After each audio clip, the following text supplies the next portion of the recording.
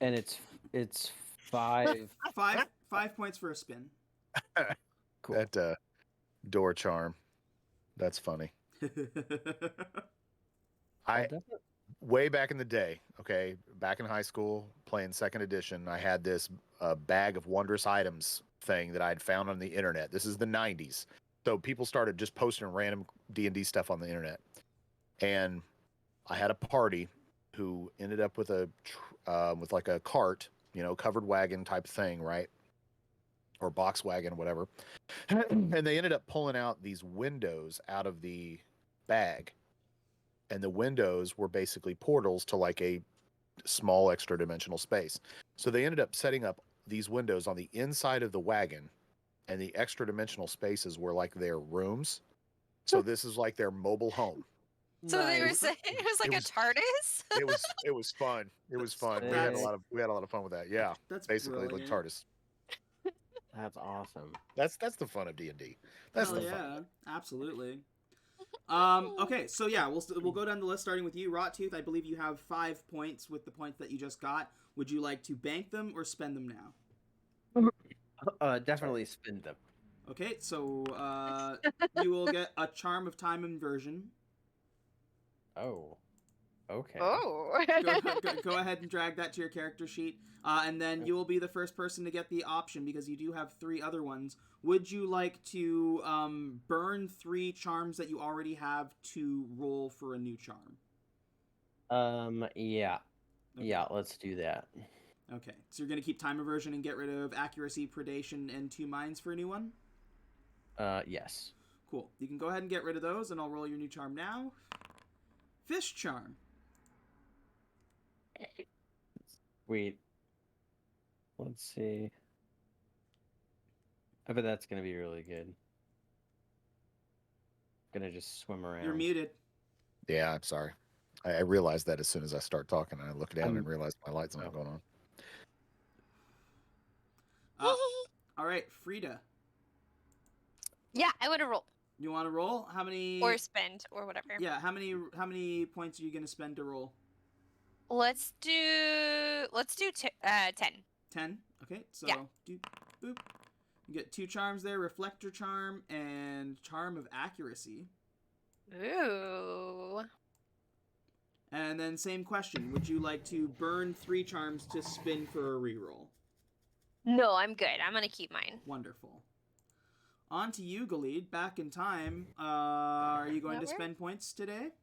No, I think I'm going to stay with what I got. You're going to bank them points?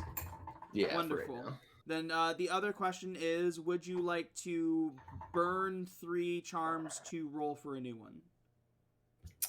No. Okay, cool. All right, Obertus, would you like to spin? We'll spend 5. Spend 5. Spinning, you get the Charm of Isolation.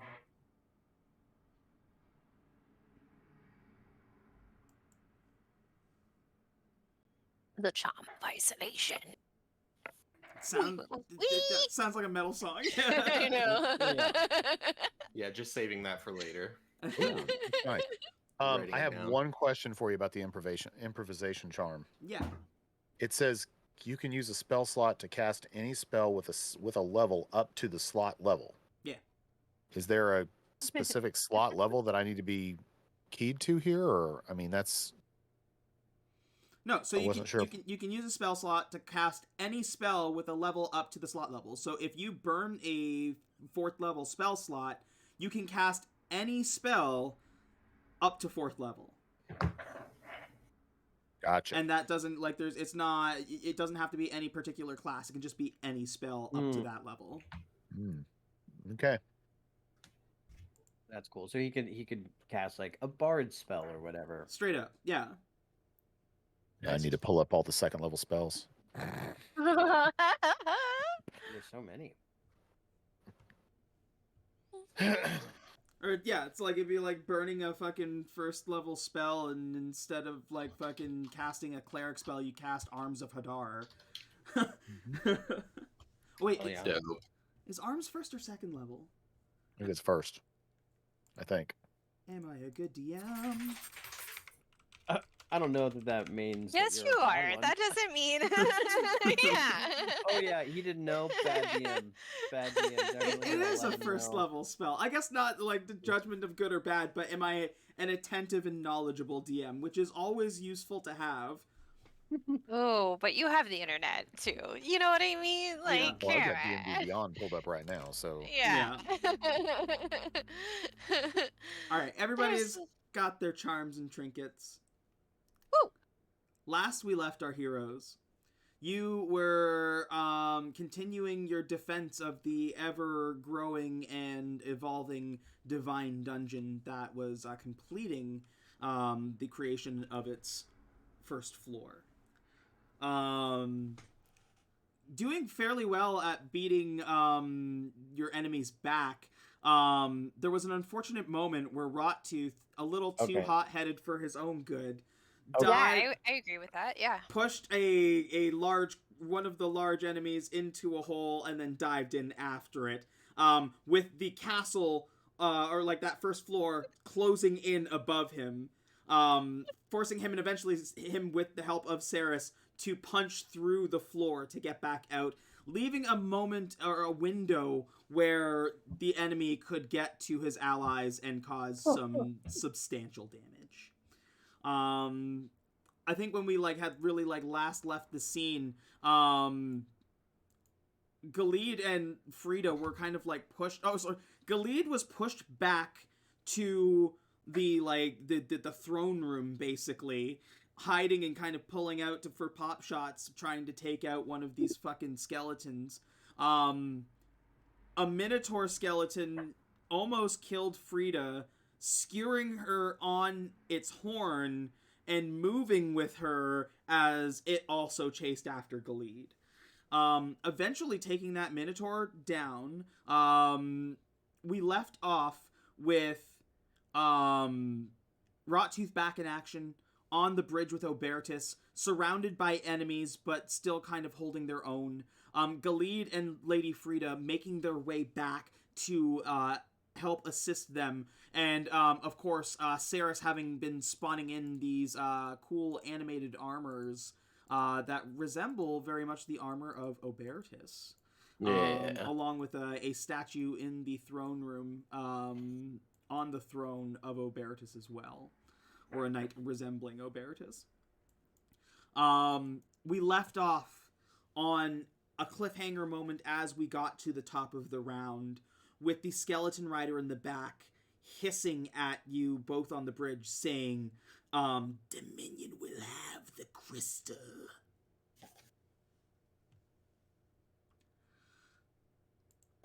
I remember that. I disagree. Ominous. Yeah. Back at the top of the round, let's throw on some fight music. Guess I should do that too. 90s lo-fi is not really doing it. At the top of the order, round 7. Holy fuck. And that's only on this floor. Mm-hmm. Let's bring everybody else on the scene. I realize that I'm looking at it and nobody else is.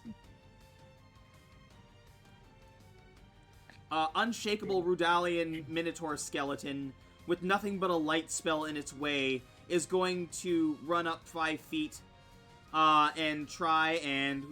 we're gonna flip a coin here. 1 is going to be Rottooth, 2 is going to be Obertus.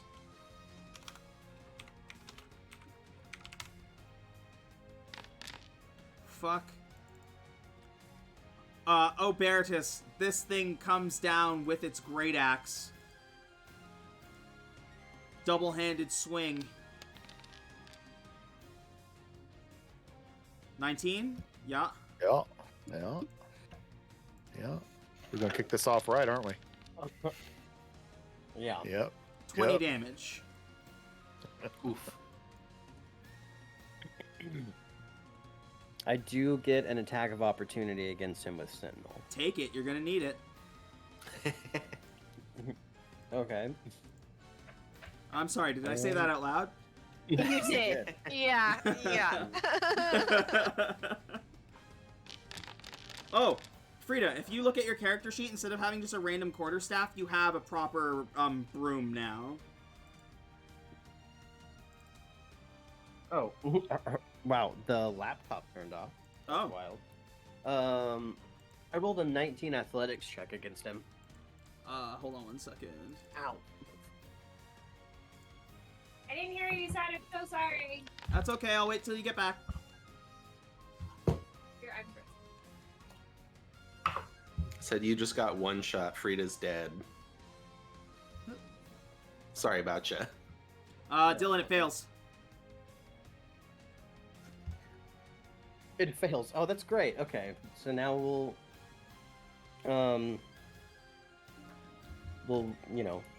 push him away, I guess, a little bit. So we'll do boop, boop, boop, plus 8.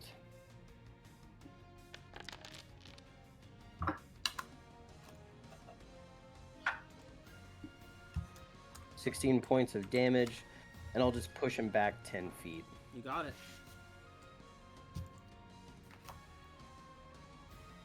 It's like slamming him with the shield as Obertus goes down, slides back. Oh, he's a skeleton. Oh, so that's bludgeoning damage. Yeah, he takes double. And he takes an additional point of damage because I'm using the Bone Crusher as well. Yep. Just an additional 1 point. Well, 2 because it's bludgeoning damage, so it'll double it. Oh, okay. Sorry. Oh, cool! You're back. Welcome back. I was saying that your broomstick, it was a quarterstaff on your character sheet. Now it is a proper +1 broomstick. Gosh. Oh, thank you so much. I got Okay, you. awesome. I got you. I Thank got you you. so much. I am gonna kill you tonight, but you will have that. But you'll have the proper tools to die with. Yes. Yeah. Get that little +1. Yeah. Yay. So, the Minotaur runs up, swings the great axe down, and you watch Obertus go down. And as you see him take that hit, you grab your Bone Crusher shield and just give like a hard slam, which you watch crack the whole chest cavity and surrounding bones. You watch as they look like they're ready to shatter from that hard hit as you watch it slide back. Hell yeah. It's still just barely holding together. It's gonna keep finish its movement.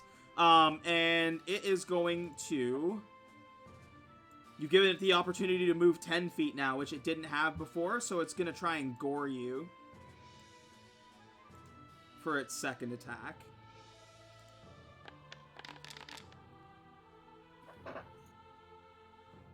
That just hits. Yeah. Oof. Oh wait, I'm gonna make it go backwards with my charm of time inversion. Can I do that? Yeah, of course you can. It's a reaction. Oh shit. Cool. So instead, take a walk, bro. Take a walk. Go back 10 feet. No. Yeah, go ahead and put that in the chat. It's a one use, right? Yes. So once you... Yeah. Oh, wait, sorry. It's an action. So one creature that used movement during their previous turn, you can have time move backwards following the path, incurring any associated attacks of opportunity from it, moving backwards and ending in the location where it previously started its turn. Word. Well, then never mind. I don't do that. But you still have it. You still have it, yeah. Yeah. Uh-huh. So it gets an additional 2d8 damage.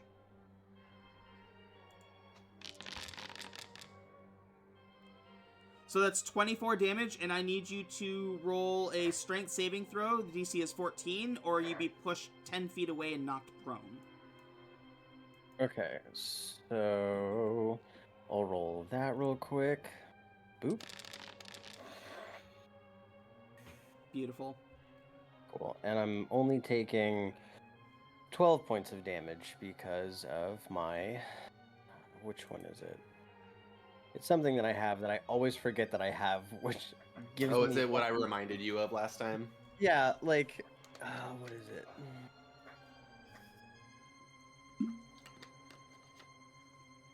Sorry, I can't just say that and then... It's Fortitude. Any bludgeoning, piercing, or slashing damage you take is reduced by an amount equal to... Oh, okay. Half my Vanguard level. So, would that be 2 or 3? Does it say rounded down or up? Half my Vanguard level. We'll call it rounded up. Make it 3.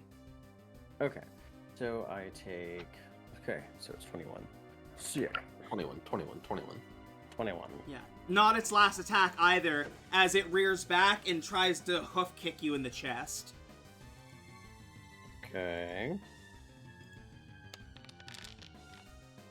Which it fails. It misses.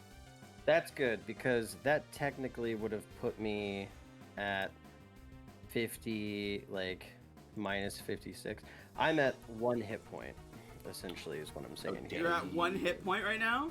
Yeah, because of my other thing that I have, which once I get hit, if it was supposed to take me out, I would be at 1 hit point instead of 0. Okay. Weren't you at 35? I was at 35. I took 21 points of damage, and I have 52 hit points. Yeah, so you're not at 1. 35 minus 21. You'd be at 14. Yeah, you're at 14. Oh. Yes, you're right. I am doing math. You're just making it harder for yourself. Yeah, I'm doing Fuck us. No, I'm doing math backwards. My bad. I was like, oh, I only have this many hit points left. I'm a silly goose. Okay, cool. But he missed. I think maybe you looked at the attack roll and subtracted that as damage for the hoof kick. Cool. Okie doke. Nerve-wracking Skeleton Rider still can't get in there, but is like eagerly awaiting. Like you see, like the horse it's attached to, like kicking and like rearing, like just waiting for the moment to be able to get in at you. Cool. Obertus.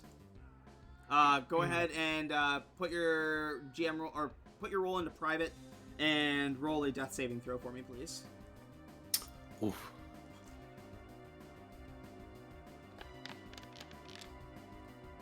Okay.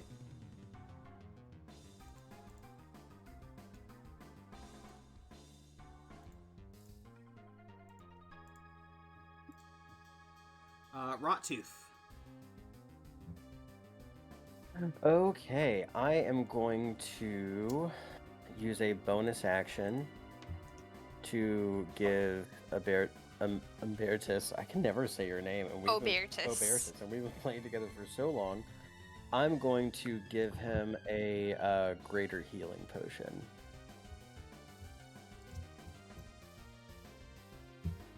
Nice.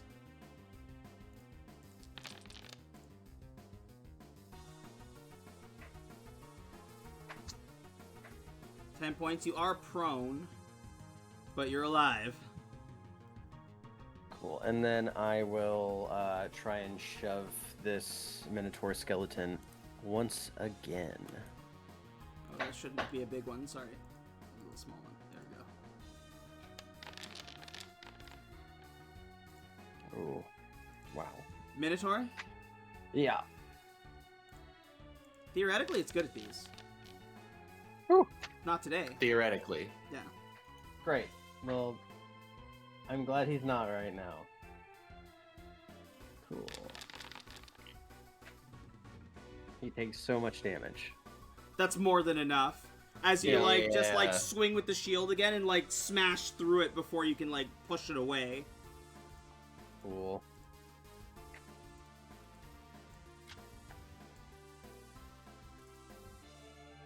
Okay. And I think that's it for me. Boop. Galeed. All right. Galeed is... Let's see. Hit him with that boom boom pill.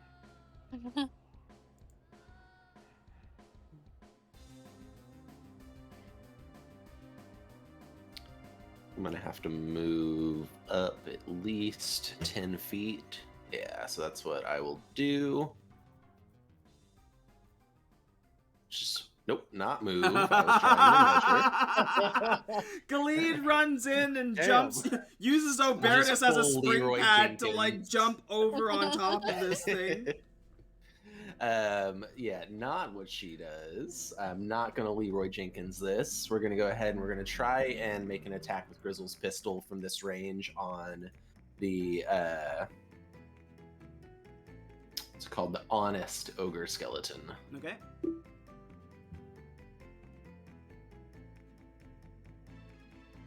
At least he's honest, you know. At least. Right. Yes.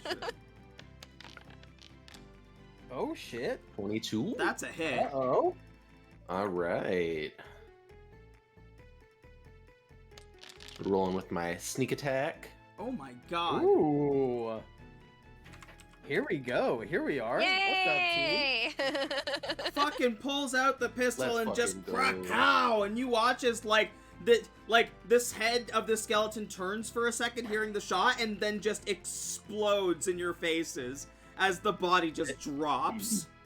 Nice. And then with my offhand attack, I'm gonna move up. Let's see. Let me measure this real quick.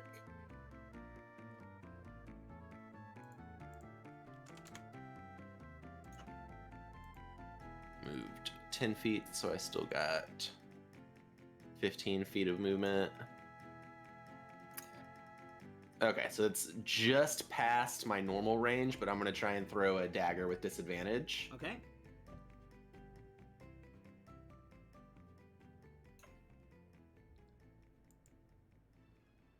Attack with disadvantage. Damn. Wow. 23 hits. Somebody's having a good round. Yeah, Yeah. would I still get sneak attack damage? No, because Or is you it already only once? your sneak attack was already used on your gunshot. Okay, that's what I couldn't remember if it was only once per turn. Okay, so normal, just a little dagger flying for just a little ping of damage. Yeah. But hey, Skeletons are always like, ow. yeah, it's enough. It does the trick. And that will be my turn. Go off. I'll go off, Queen. Princess, but I get it. right. Lady Frida, it's your go. Okay. Well. It's pretty far away from everything here. Alright. Oh, come here. Okay, first of all, I think I need to probably... Let me do some cure wounds real quick on myself. Let me... Come over here. You really probably want to pop that spiritual weapon off the board. Oh, because he went down. Oh, actually, hold on. I think I got some.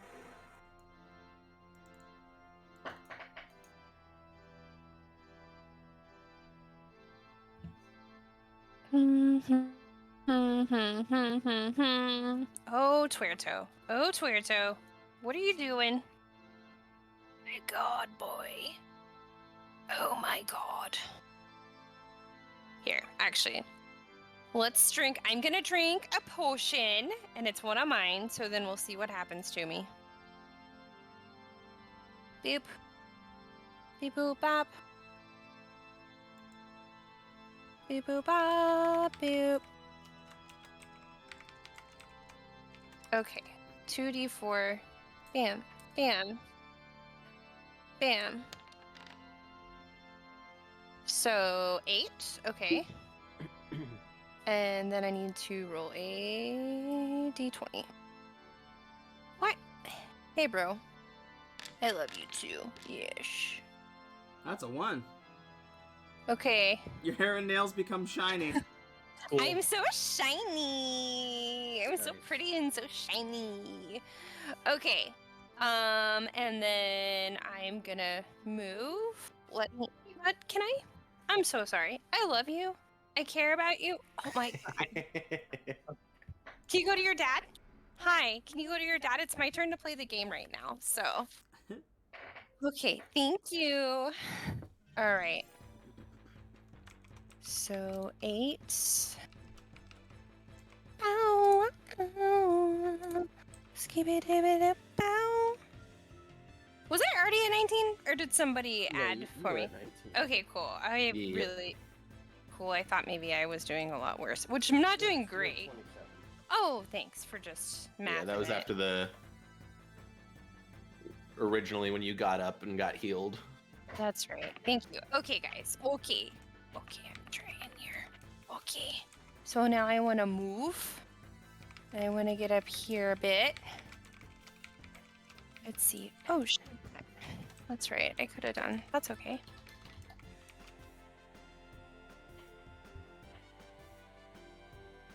Come here.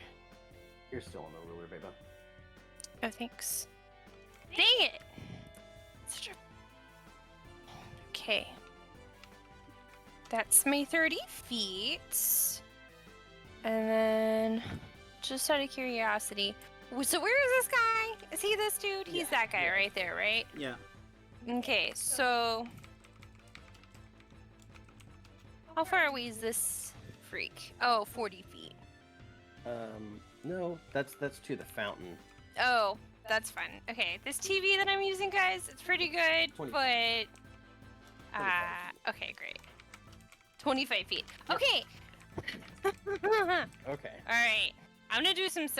Because I get one more action, right? And from what I read from the creator, I can basically do whatever I want at this point, right? Because I healed myself as A bonus action. a bonus action. You got your movement.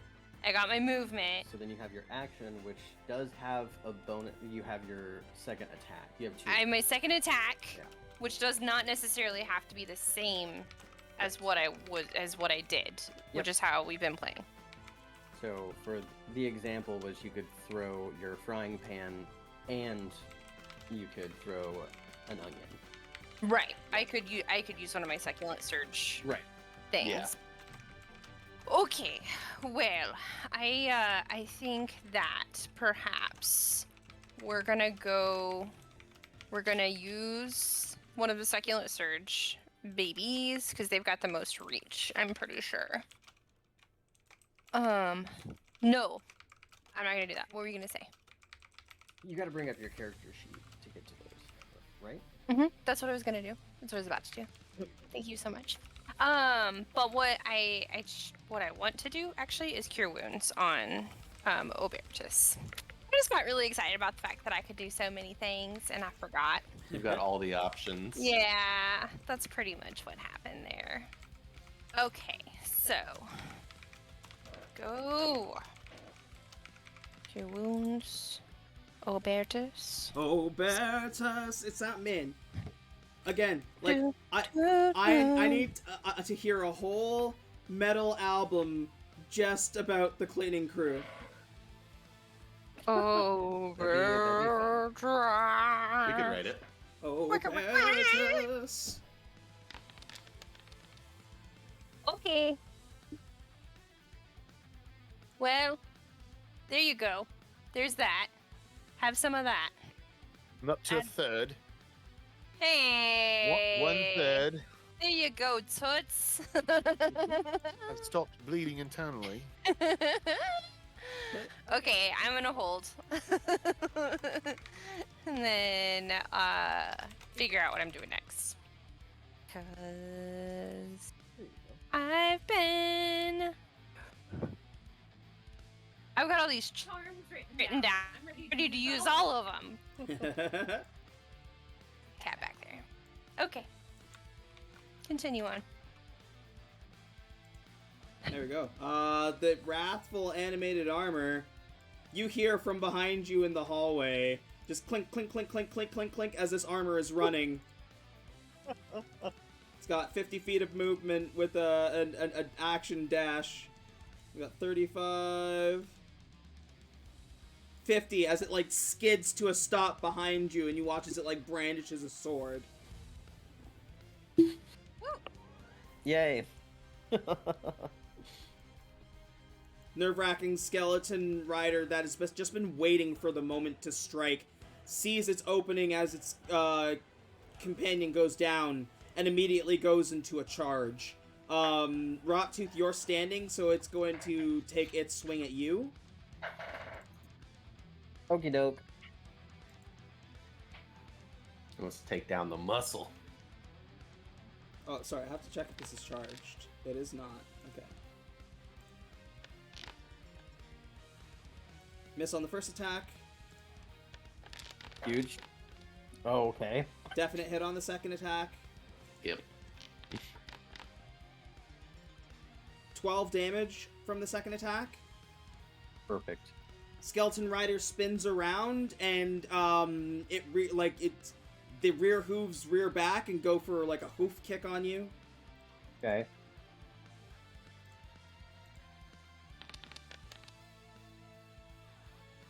That's Nope. a miss. 21, Is it- 21, 21. Just can't penetrate that armor. Woo. And that is the Skeleton Rider's turn. Hell yeah. Obi.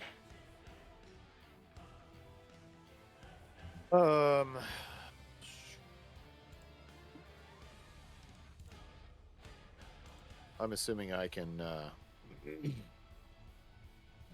Hold on a second. Let me reposition some stuff so I can really see what I'm doing. Okay.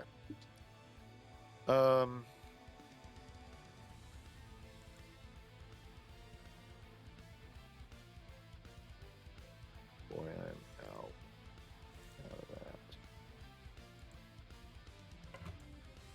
Yeesh. Okay.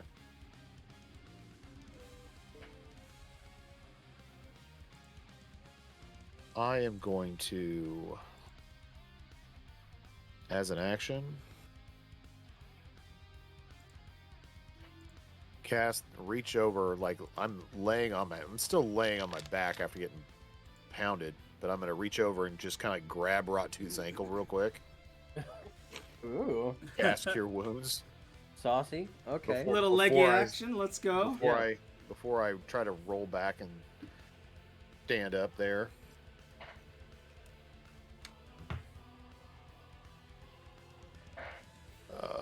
And then I think that'll pretty much be it. I don't know if I've got anything else I can do really bonus action wise. So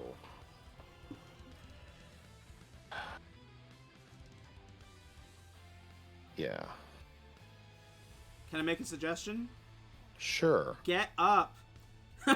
Oh yeah, that was part of the. I'm sorry, I thought I was implying that I was doing that before I rolled out of the way. Or when I say I rolled out of the way or whatever, I'm going to try to step back, Yeah. kind of roll to my feet with my shield in front of me, and beyond that, I think that's it for now. What do I need to roll for healing? Oh well, I could take a bonus action to use a potion before I end my turn. Do it. Do it. Yeah, Did you say you used Cure Wounds on me though? I did. Should be in the chat. It was six points of healing. Oh. Are you still in GM role? Oh, yeah. Yep, I am. Okay. My bad. Okay. That happens. Yeah. Happens to the best of us. Yeah, because I just I'm here all day, rolled- folks. Appreciate that. Yep. I'm still in GM role. Yep. Good call.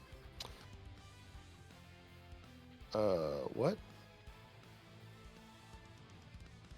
Weird. Okay, I'm done. Rottooth, you're not feeling so hot. And this thing, like, even though, like, your armor is still, like, taking those hoof shots, like, you're starting to feel them more and more as, like, these things are, like, coming at you. This fucking thing just came with, like, this maelstrom of, like, halberd strikes, and, like, the first one you block with the shield, and, like, blocking it with the shield gave it an opening to just kind of, like, lunge underneath and get you with the second one. And, like, just narrowly missing that hoof strike, like, it is staring you down. What are you doing? Popping this fucking supreme potion of healing before I beat his ass. Just That's what fucking, I'm like, doing. glug, glug. Yeah, dude. 44. That is 50. I am at max, and this guy is fucked. Let's do some fucking athletics rolls, my guy.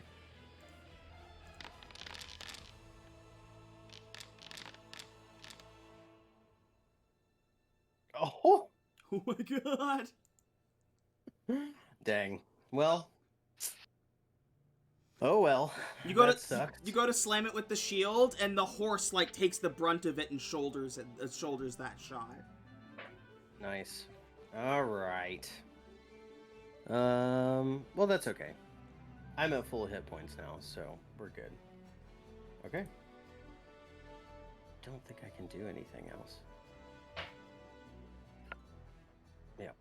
Khalid. Okay. If I were to give not a potion of healing, the toasty tomato bisque from Frida to Obertus, would that be like a bonus action just to hand it to them?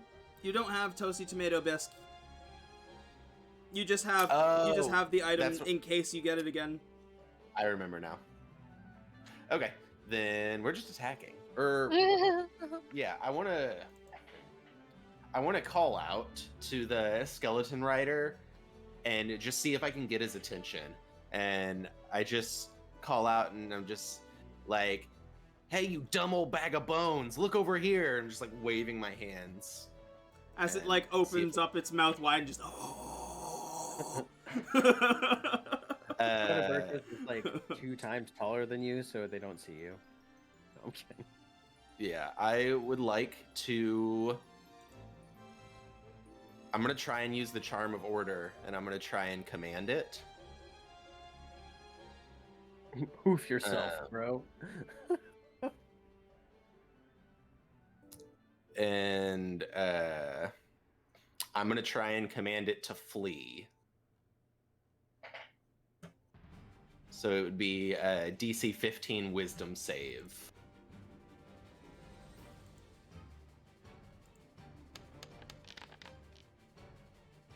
That makes it. God damn it. You're just like, leave, and it's like, no. No.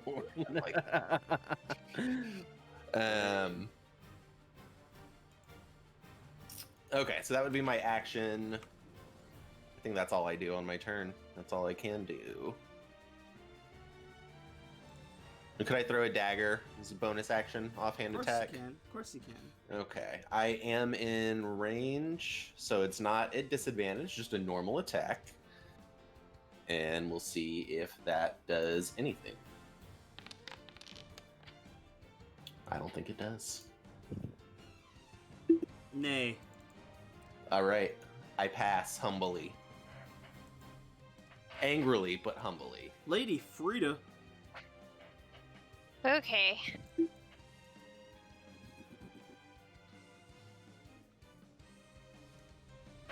I gotta look at something real quick. What will this skeleton in D&D is what just was Googled. I need to know. I need to know. Wait, is your frying pan bludgeoning? Yeah. So well, it there. takes double damage from that. You Okay. can just hurl frying pans at it. Okay. Yeah, I'll definitely do that. But I'm looking at my monster charm as well. So, because I get to choose what I want to be a big old scary. Oh. That's scary, okay. but I don't know what scares a skeleton, you know? Ooh, can I be like a swarm of like whatever those bugs are that eat bones? Aren't there bugs that eat bones? No, there are bugs that eat flesh. Yeah, they eat flesh off of bones. Can I be osteoporosis? Can I be the embodiment of osteoporosis? I don't know. Peyton is shaking his head. Just like looking down and shaking his head. I have no other response. I'm just I mean, that. Frida, go ahead and give yourself 5 points on your points card. yes, sir. Thank you. Lost 5 points. I'll be adding that in a moment. Okay. Well, I want to be something scary. Dang it. So I want to use my monster charm. after I move, let me get close to this What if you creep. became a big dog? Oh, You Go for it. yeah, like a yeah. big old Marcy. Yeah, you could be a massive. Or like a massive or something. Cerberus. Or that. That's way better. Yeah! Okay, I want to be a giant Cerberus. Okay, Make it happen, bad hair. let me see. Alright, I need to be within 15 feet. Oh, you... I am! Hell yeah, brother. Just a pan whizzes past my head. Like, oh. Yeah. Okay, cool. So I don't need to move. So, alright. Bam!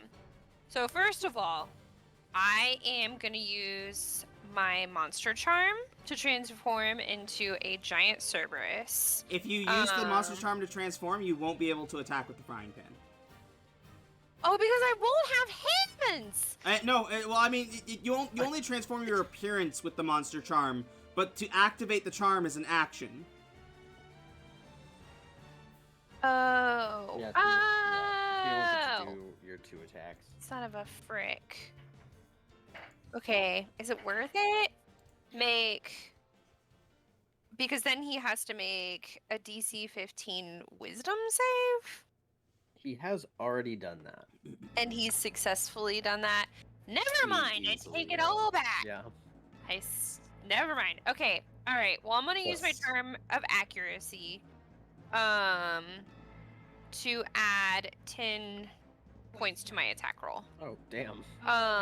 It is and getting hit with this frying pan. I am going to chuck this frying pan at his torso. Well, he's got anywhere I see bare bone. Yeah. Is what I'm going for here. All right. Okay, you mother freaka. Give me 10 minutes to find my frying pan. And then it's freaking on. You're dead.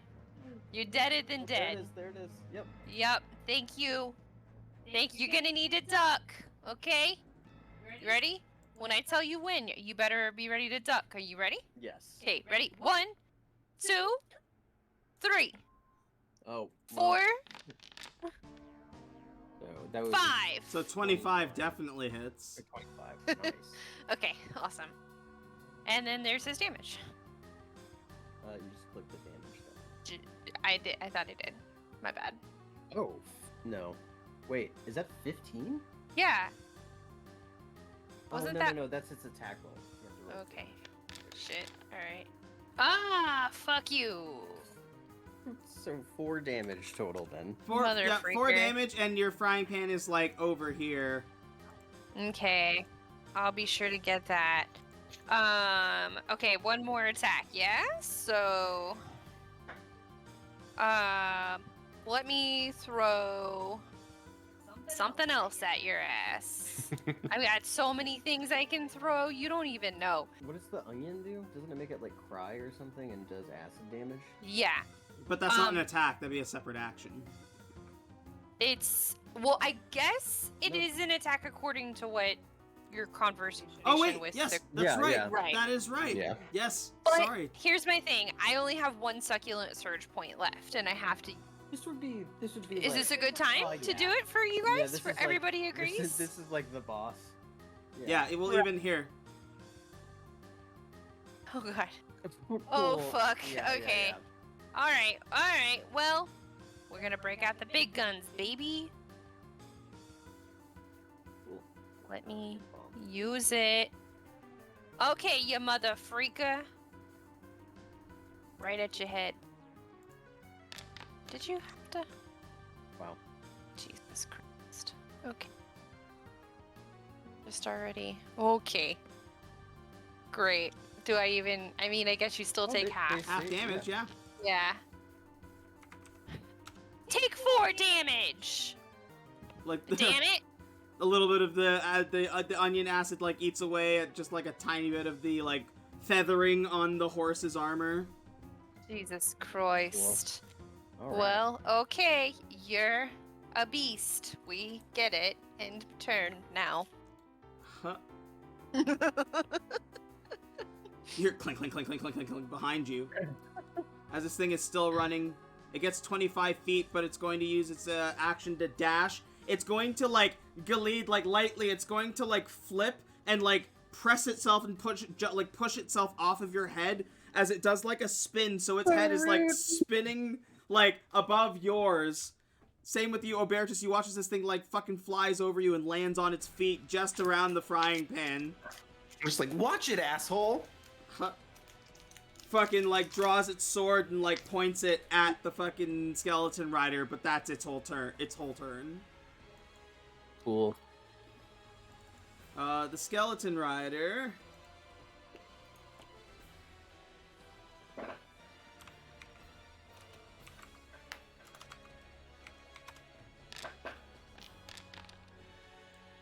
Okay, it's gonna keep taking its swings at you, Rottooth. Cool.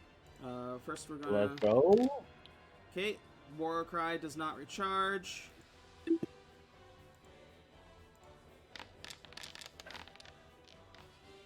That is a natural 20.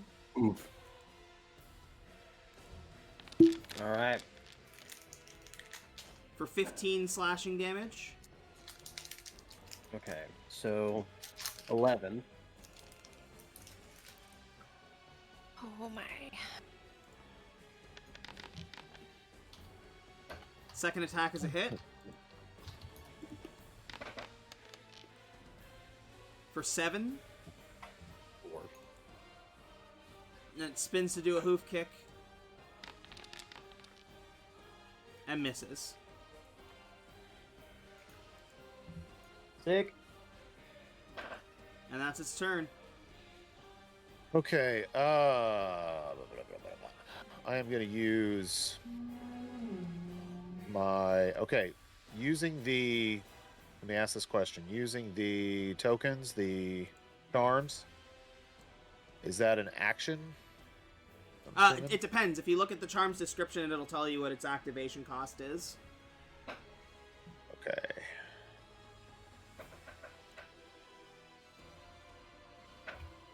Did you just fart, bro? Okay, so I'm assuming if I'm using the improvisation's charm to cast a spell, it's going to be whatever the spell's action is. Correct. Yeah. Bubba. Oh, good. It's a bonus action. All right, I'm going to use the improvisation charm. Woo. I'm going to cast... Do I need to look this up? I guess... I'm going to cast Healing Spirit, Nice. and I'm going to drop it right in Rottooth's 5-foot square. Okay. So, This is my Rottooth square. let me see if I can... Funny. Let's see. I was looking for...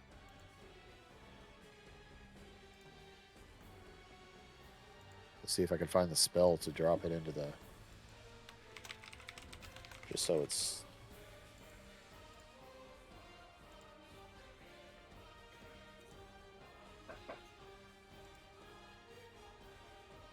Does that...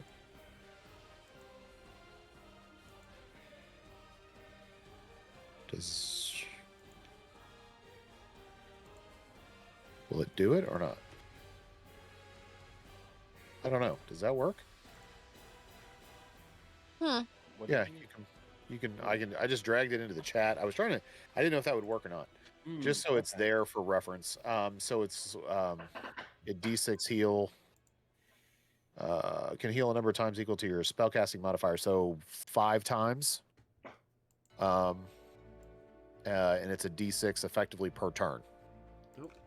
I guess, right? Yes. Until the spell ends, whenever you or a creature you can see moves into the creature's spirit space for the first time on a turn, or starts its turn there, you can cause the spirit to restore D6 hit points to that creature. Oh, Yes. cool. So, I'm going to do that. That's a bonus action. As my regular action, I am going to channel divinity. Path to the grave.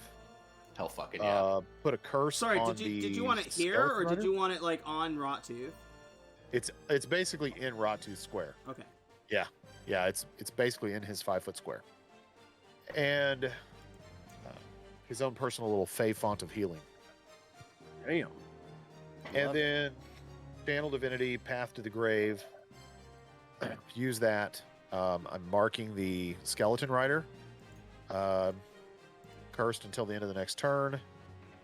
Whoever the next ally is that hits him, he'll be completely vulnerable to all that attack's damage, and then the curse ends. Which is Rot Tooth, so whatever damage you do is going to be doubled. Yep. So Rawtooth, finish fucking him the fuck up. Oh, dude, we're doing double. Oh, and it's my turn. Please, Okay. please, it is your turn. Okay. Well, we'll do an athletics check then.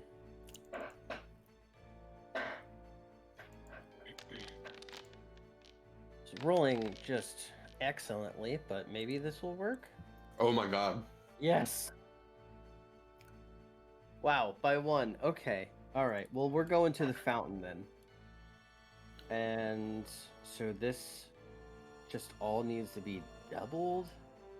Wait, Yeah, whatever. when you cast the spirit, did he get healing right off the hop?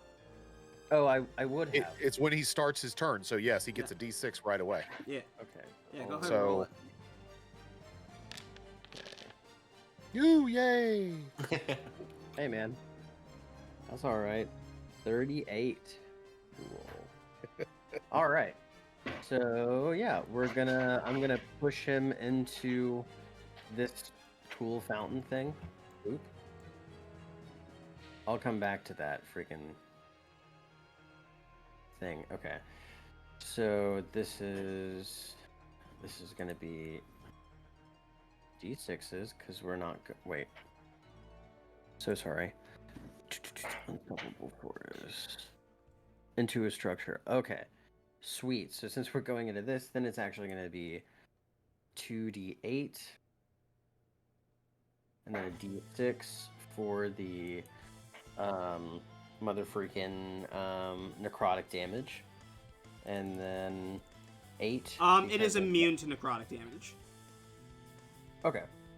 But then we'll take away. That makes sense, of course. Sorry. Okay, so doot. 8. And then another +1 because of the bone crusher. So we're doing 2d8s plus 9. Oh, sorry, this isn't going to double the damage. Sorry, that path to the grave won't double the damage. It's already vulnerable to bludgeoning. It can't be like more vulnerable to bludgeoning. Okay. Well, either way, that'll be 30 points of damage. That's still 30 points of damage. It's- Yeah. Yeah, nothing to be upset about. Oh damn. Yep. Damn.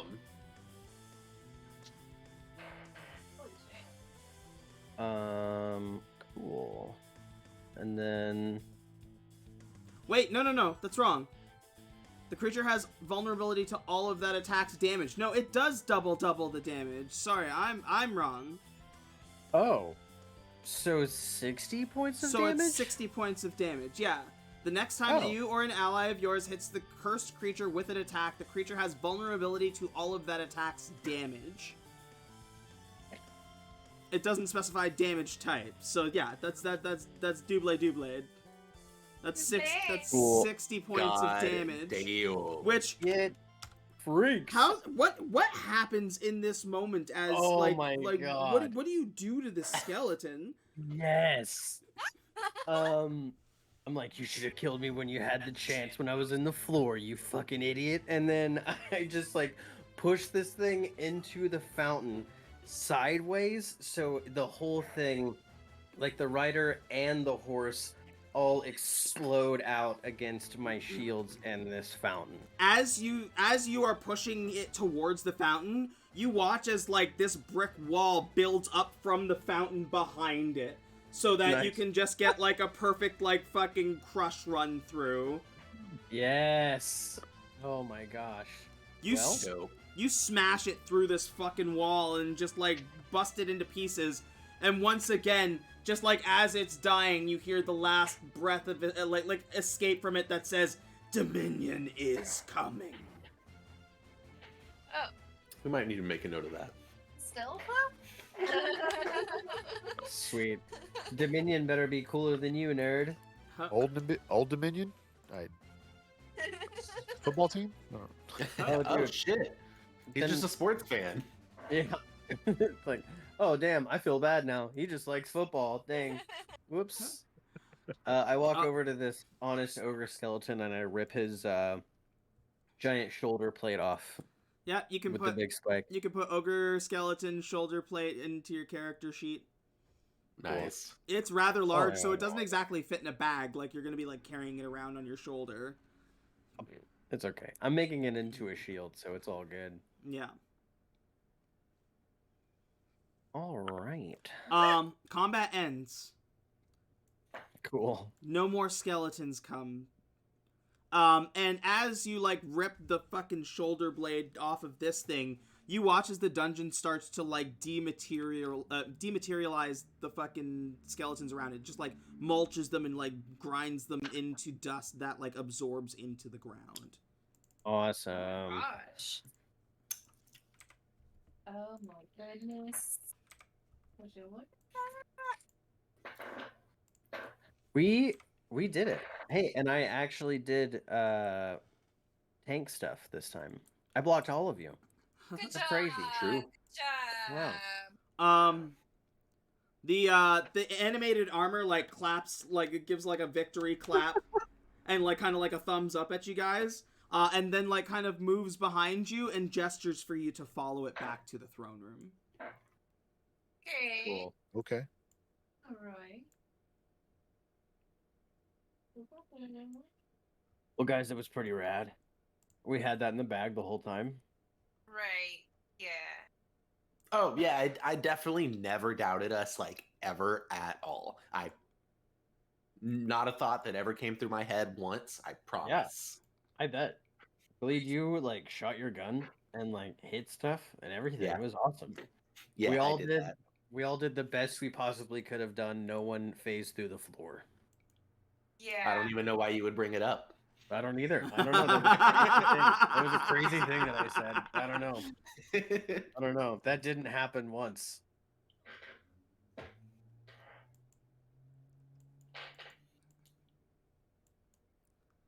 Who phased through the floor? No one. Yeah. You. Right. Okay. No, but in all reality, I think you all left me to die. I was not okay with it. I think I have to clean all blood out of my armor now. Yeah. I think there's a difference between. Oh, sorry. Hold on. There's a difference between leaving you to die and almost dying several times. That's true. So Freedom was you know. on a horn most of that I fight. mean, Delete, I don't know. I that did not. she was just gonna leave you there. I think- didn't actually Yeah. mean to leave. I was gouged, and I was a hood ornament, you know. So A hornament. I was a ornament, which is not the first ornament. time I've been called a ornament, believe it or not. Kind of judgy, but anyway. Okay, this is beautiful. Look at all this purple glowy stuff. Yeah, the dungeon complete, like, there is this kind of, like, purple line that leads all the way from the fountain, or the front door, all the way to the throne room, and also kind of, like, leads off into the side rooms. Sitting there out of the crystal now, but, like, still in kind of, like, an only half corporeal form, is Ceres, who looks at all of you and says, I have completed the first floor of the dungeon. I am now working on the lower floors. I can't thank you enough for allowing me to do this for our people. I'm sure it'll come in super handy. She looks at all of you and like says, I offer you all my thanks.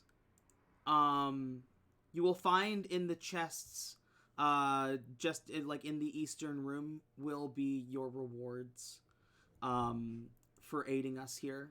There are 500 gold pieces, and a scroll of proclamation. Proclamation. All right. I don't know what that word means. She just kind of like chuckles at you, Galid. I give her finger guns. She You accidentally shoot her with your real gun. I didn't mean to have the guns in my hands. She also looks and says, you can regard me as an ally like you would any other ally. Our relationship is wonderful already. I appreciate all that you do. When you come back next time, I will have maybe created a few lower floors that you will be able to tackle. When you do, you'll get some special privileges that most won't. At floor exits, I will be able to restore your health back to full, bring back your vitality. Nice. I can also teleport you back to Mercana if you like. So if you come to Oh visit, shit! instead of having to go back on foot, I can just port you back there. Did Woo! we bring horses here? You did this time, but like next time, if you come on foot or if you find a way to teleport here, I can get you back for free. Cool. Lastly, when you defeat a boss monster in my dungeon, I will give you a choice of one of a few rare items rather than just the standard fixed prize that normal recipients would get in a divine dungeon. Hmm. This is information. Fancy. This is information to keep in mind if you ever come across any other divine dungeons. You won't get these kind of boons in there, but they are things that you'll need to expect. At each floor exit, you will go in, you know, if you choose to keep going, you choose to keep going. You won't be able to just, like, zap yourself back home from another dungeon. And generally, if you're defeating a boss, there is a standard prize that is awarded for each boss that you defeat. Pretty cool. All right. Are the prizes like specific to the dungeon? They can be. Each divine dungeon is built differently and was created with a different spirit.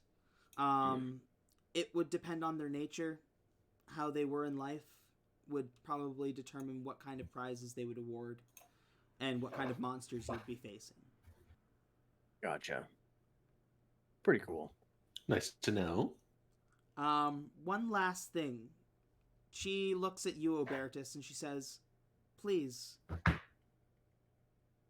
And she reaches out a hand towards you. Okay.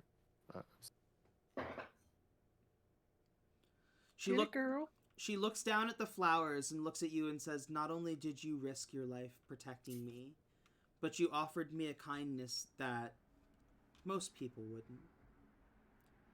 This gift is something that I will cherish and protect so long as I am a divine dungeon. But that you've giving me something to remember you by. I can only return the favor." She leans down and gives you a kiss on the cheek. And when she leans back up, where she kissed you, there is a symbol of a crystal. Neat. You got a tattoo. You got a kiss tattoo. On top of that, you feel the weight of something in your pocket. Their phone number. It's a talking crystal, isn't it?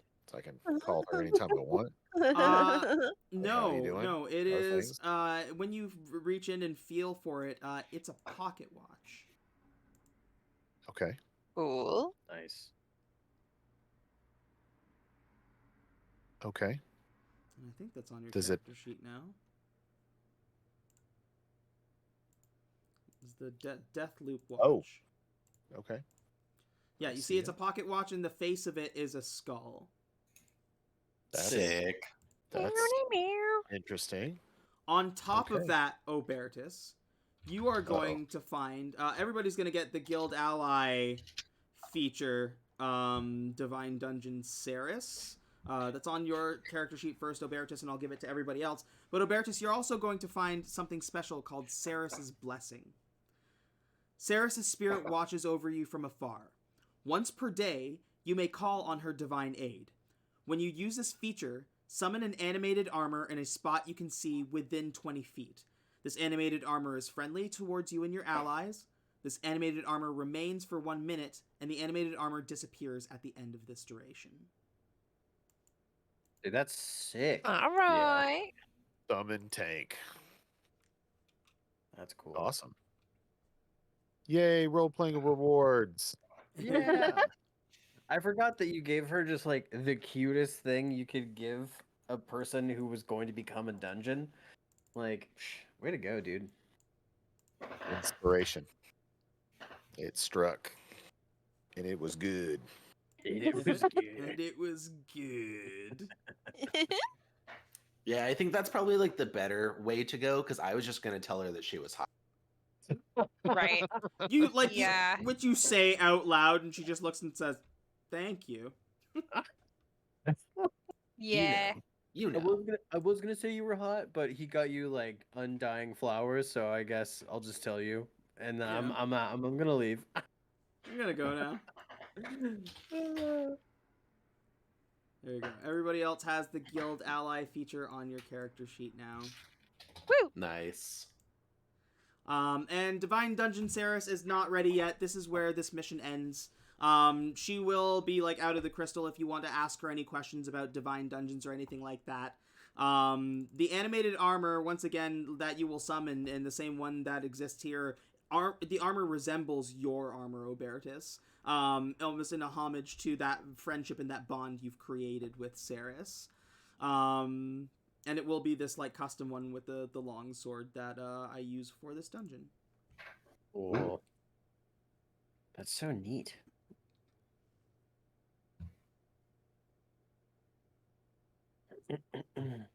She said that we have a prize. Our prize is in the other room. Yeah, and like you don't have to like actually move to the other room. Like you go to the chest, and I'll drag it from the quest log onto your character sheets. Whoever wants it. So to start, you get 500 gold pieces that you can split between you. Okay. Or put in your party pot or whatever you want to do. And then I can add it to the goods bag. Yeah, the item is called a Scroll of Proclamation. This long magic scroll is empty when found. You can hold the scroll in front of you and read anything written on it aloud using an action. When you do, each spoken word is magically projected outward and is clearly audible out to a range of 300 feet.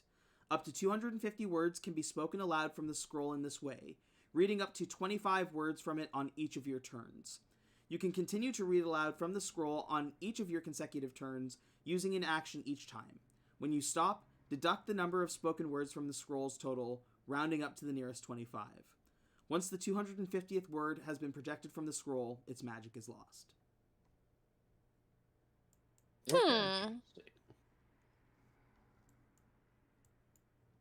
What are the practical applications for that? If you're, in a giant battle, maybe Uh-huh. that'd be neat. Is it like the words are physically projected? Sorry. Yeah, like when you speak the words that are written on the page, like you get a blank scroll. You write the words that are on there, and when you read the words off of the scroll, it amplifies your voice.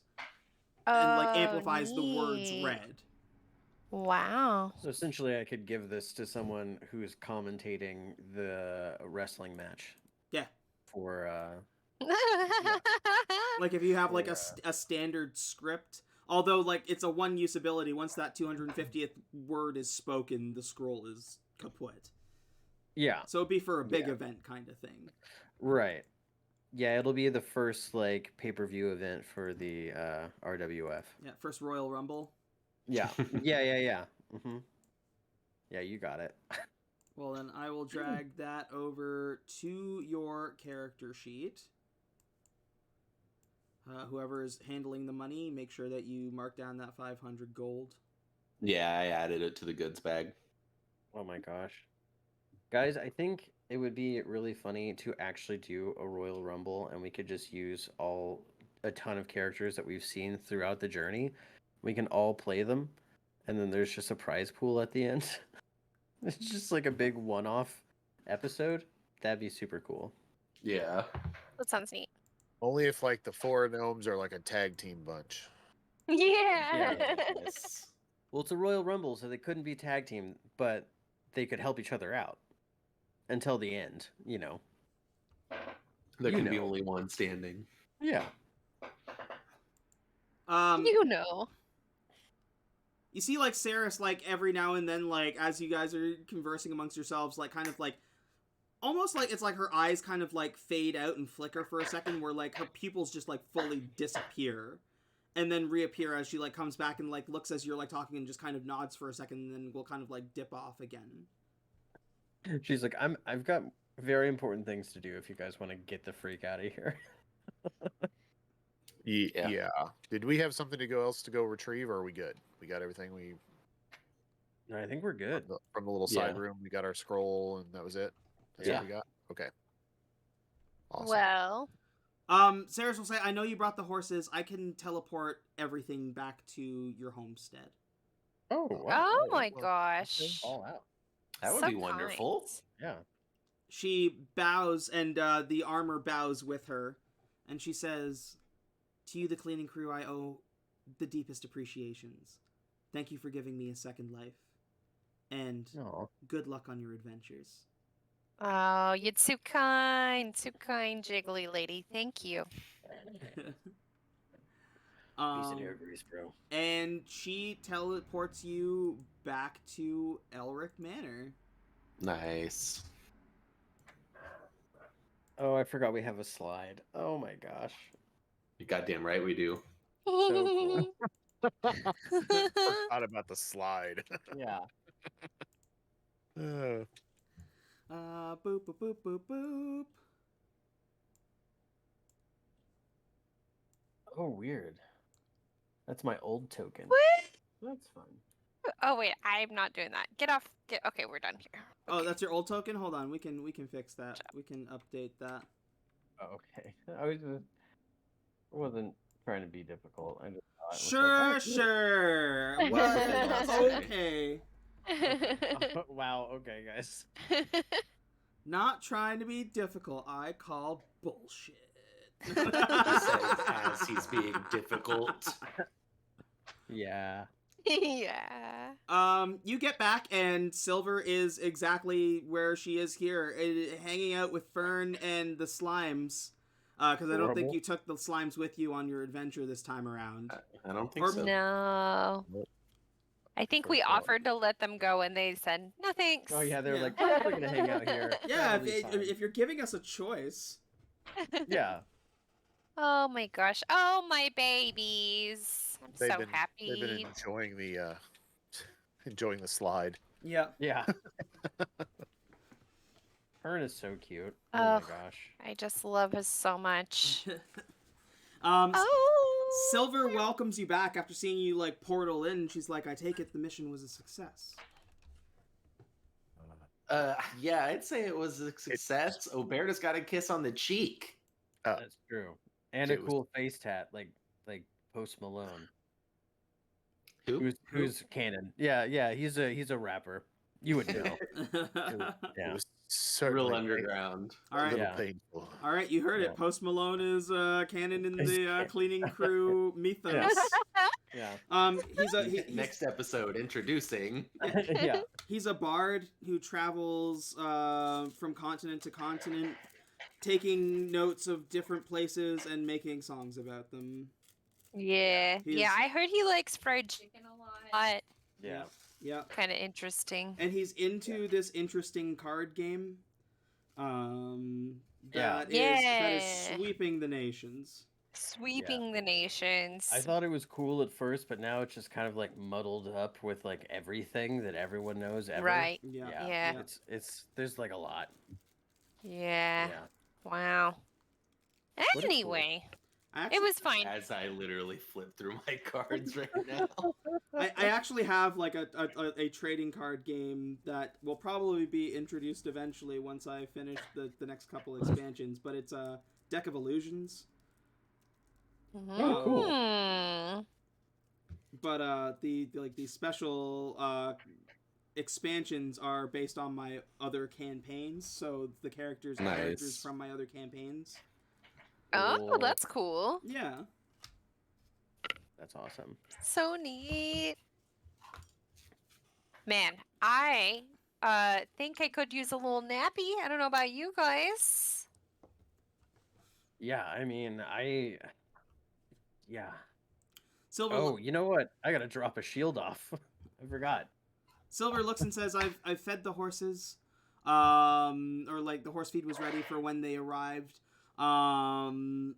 Lady Frida, I've drawn a bath, or like a special bath in your room for you, for when you're ready for it. Mm. Oh, okay.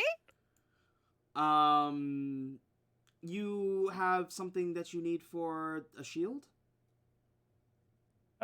Yeah, and then I just like take it off my back, I would assume, and it's just, the giant ogre shoulder with the spike, and I'm like, I'm gonna turn this into a shield. A guy got it off of an ogre skeleton. It was its shoulder plate. She looks and she says, how much are you wanting to invest into this shield? Oh, you know what? I'm kind of strapped for cash. I didn't even really think about that. I don't have that much money. You know what? That's okay. I'll throw it up in my room for now. It's a pretty trophy. Cool. Yeah, it'll be a trophy at first, but I'm definitely gonna turn it into a shield. Yep. You added it to your character sheet as like an item, right? Not as an item. I can create an item. Create an item. There we go. Add it as a loot item to keep track of it, and then when we're ready to turn it into a shield, when you have the funds to do so.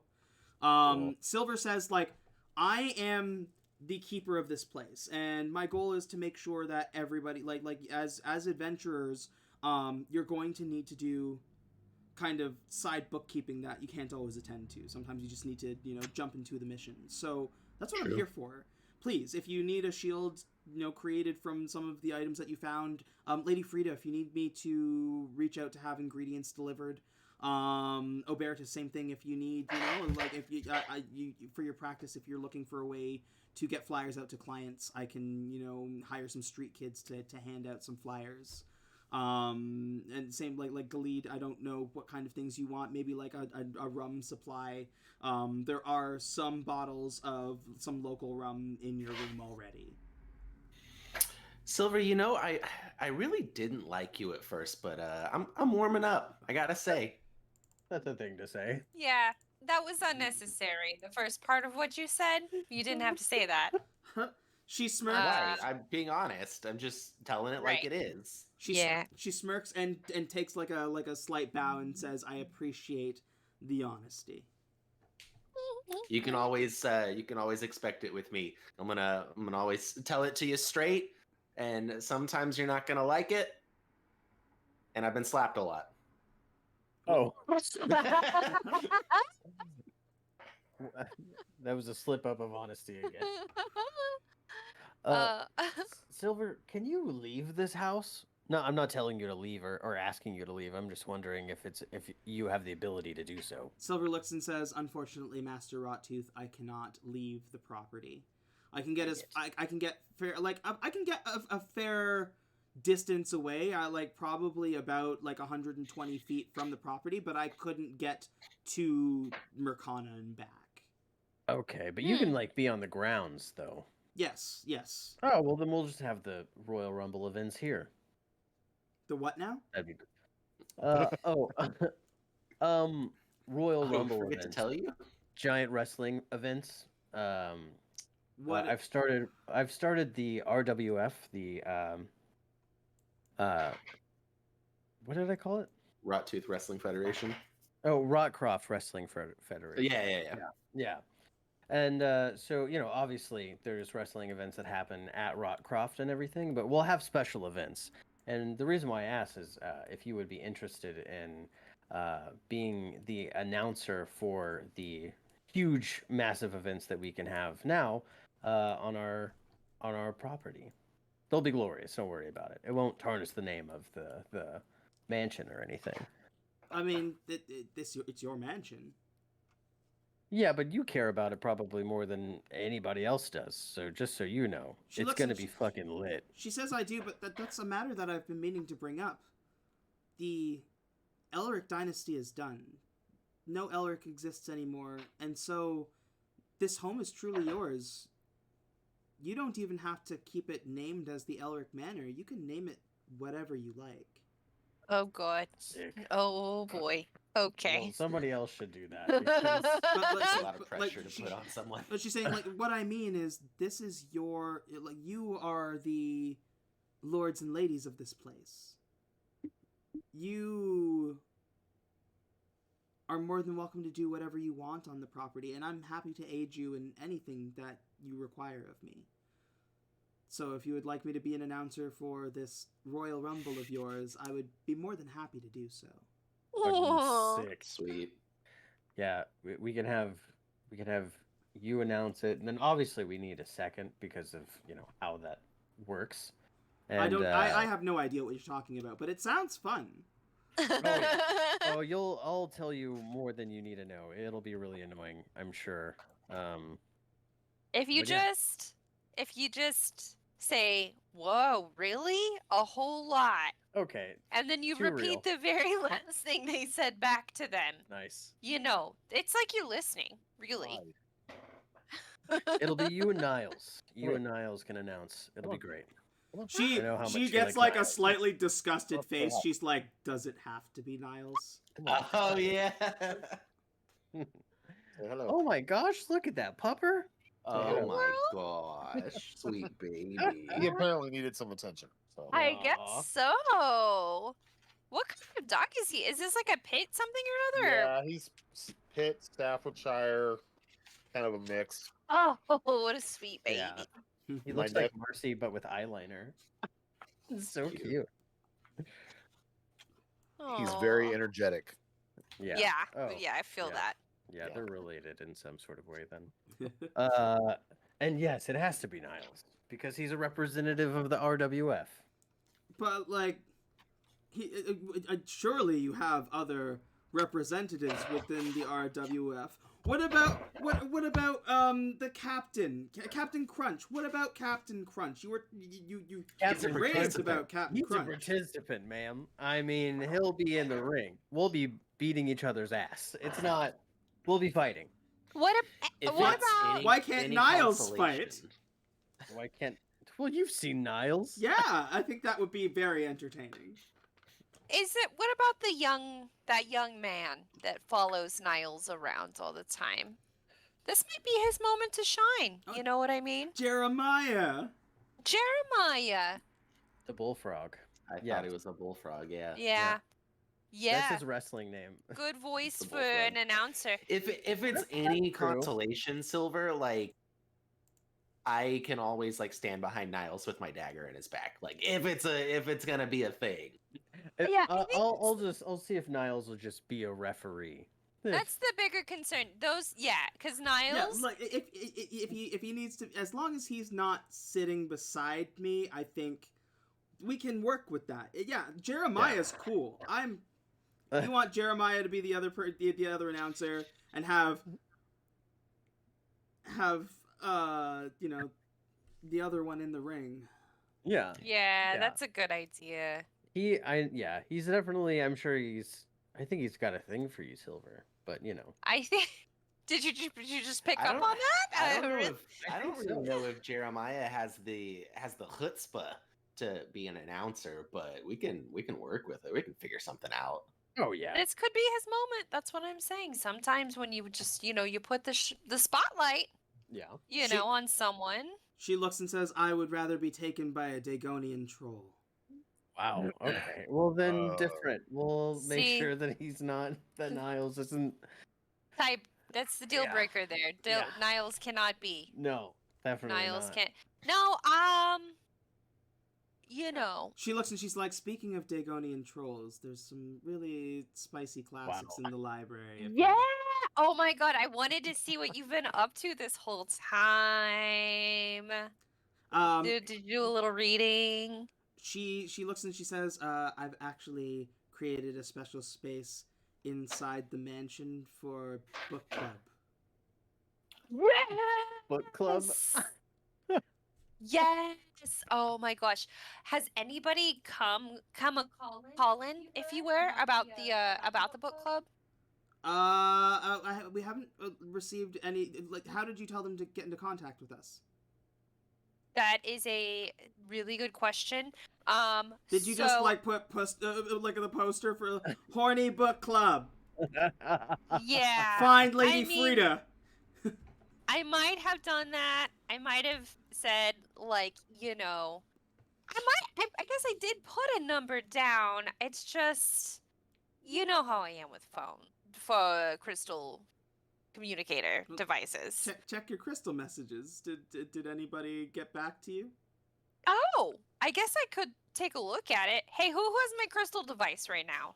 Do I have it? Did I get it back? I think I got it back.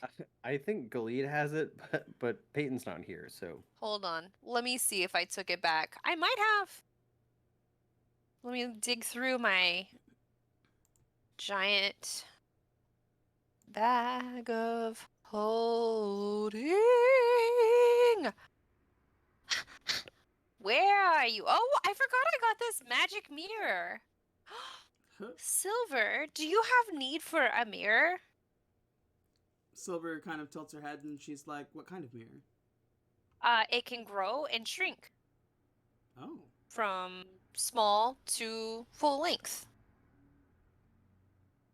She looks and she kind of like she kind of like gestures to herself and she's like, I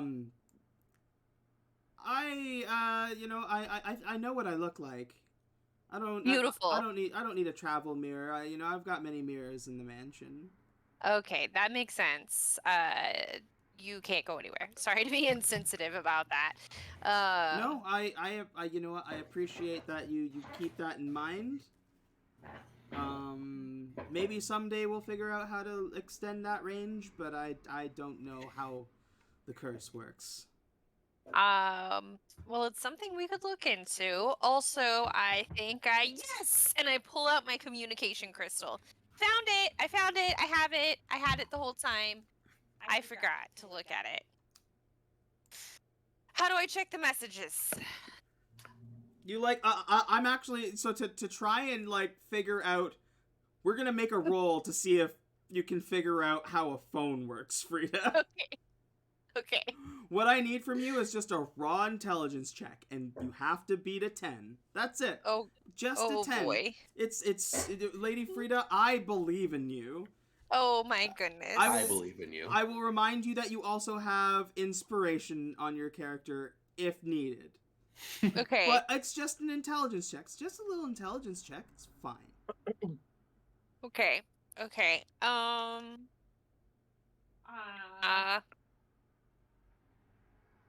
Okay. I'm gonna use my charm of accuracy. Okay. Okay. That's a decision. Oh no. It adds 10 to an attack roll. Oh, dang it. Okay, just kidding. All right, I'll use my inspiration. Okay, I'm using my inspiration. Well, roll first, and then use the inspiration if you need it. Oh, you might not okay, have put it back. to. I might not. You might roll real.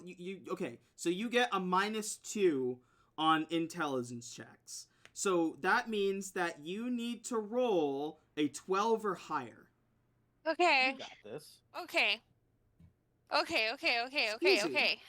What happened? That is a natural 1.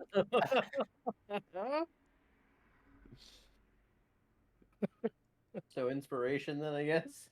I'm gonna use my inspiration. It's a good call. That's a good call. Okay, let's see what happens. Okay.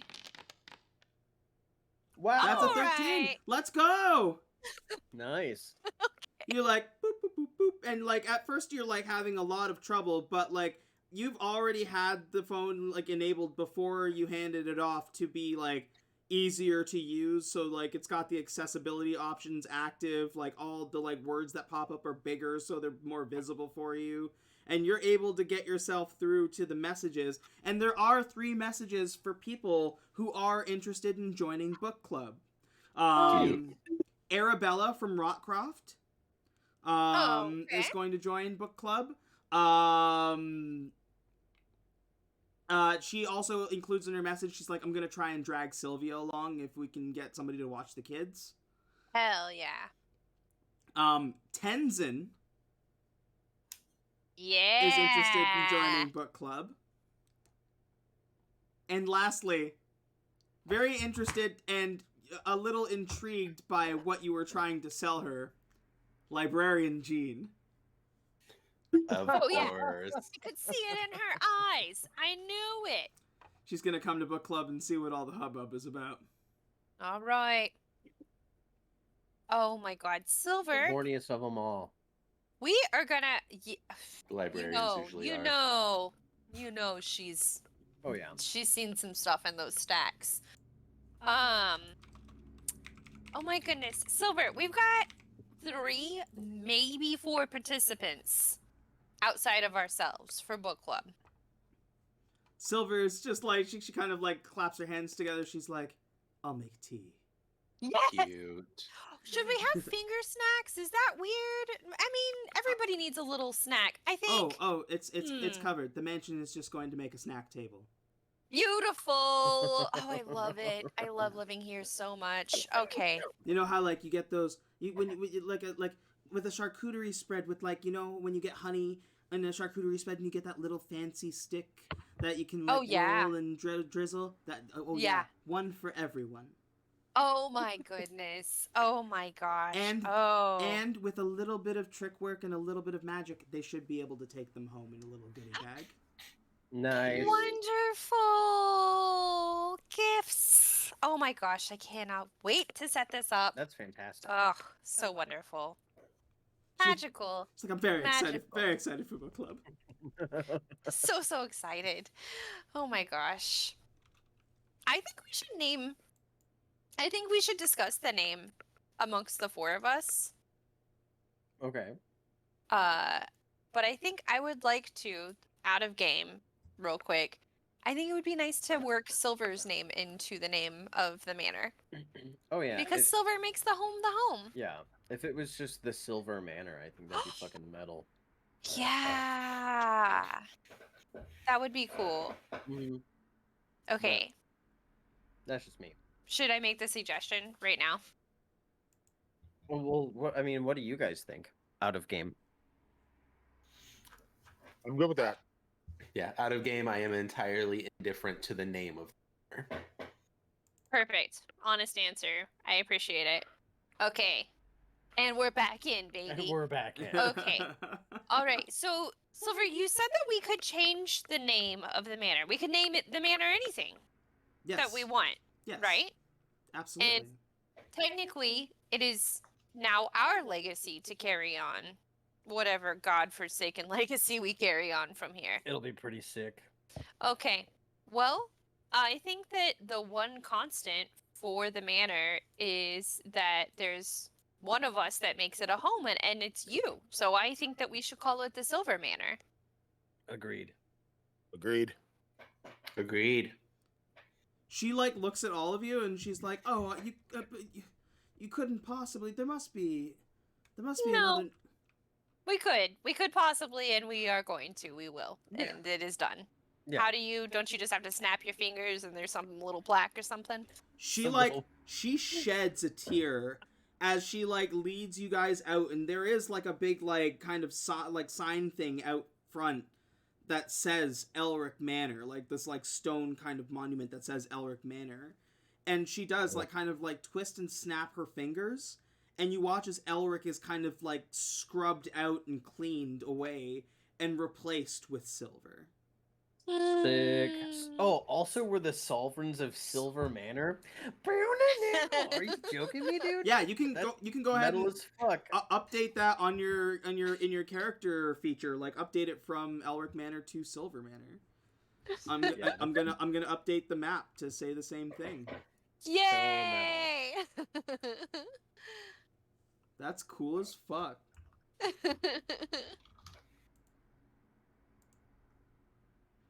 Woo! Where's title? Gosh. Where is that? Oh. So when you go to edit the item, you'll see like the name is up at the top. You should just be able to switch it. Yeah. Awesome. Got it. Passive abilities. Okay, cool. Then there you go. Yeah. Thank you. Awesome. She just looks, she's like, "It is an honor and a privilege and she just like, I'm gonna go work on the party, and kind of like leaves into like the first door she can find, and just like fucking watch her turn the key and like disappear into nowhere. It's a closet.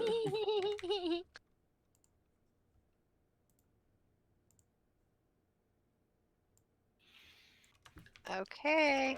I know that was all cute and stuff and like really nice, and I appreciated doing it for them. But there's something that I feel like needs to be addressed, and something we might have to take care of, unfortunately. Oh. And that's Mr. Clean is missing. Oh shit! I totally kind of accidentally super forgot about that. That's true. You're right. Yeah. I don't think anyone else is gonna go really have the ability to go look for him. Right. So like I unfortunately feel like that falls on us. Yeah, I mean, it did happen kind of super possibly consequentially after the thing that happened with us happened that I can't remember now. I'm all I for really this, need but to can take we a take a nap. nap first? Yeah, I think Oh, we. absolutely. We're taking a nap. Maybe go to the guild hall like fresh and early in the morning. Well, fresh and like kind of early in the morning. Yeah. Yeah. I mean, if we're gonna have a party or something beforehand, yeah, that's great. But or whatever we're gonna do, but we're definitely gonna need a rest. Okay. Well, I want a nap and a bath. Apparently, I've got some fancy bath set up in my room, so I'm I gonna don't check want you to miss that out out. on that. No, Can't miss the fancy bath. I also need to do some reading. So, Cool. peace out. I need to do some reading as well because I can read. Right. Yeah. Yeah, that's right. I Yeah. forgot about. Do you want to join book club? No. Really? Mm-hmm. Are you sure? The book's really cool. Yeah. Yeah, no offense. I mean, I'm sure they're great. I gotta like, there's that weird eye thing in the basement that I gotta just like throw around a bunch. Right. You know. Okay, well, if you change your mind, there's always like lots of boobies. Lots of varieties of boobies. That's awesome. Not to assume. I didn't mean to assume that you. Oh, you assumed correct. Okay. You assumed correctly. I mean, you know. All right. Yeah. No, Okay. we're good. It's just that, I gotta throw this giant ball around down here. Right. I can read. You can Yeah. read. Rot Tooth, add 5 points to your points card.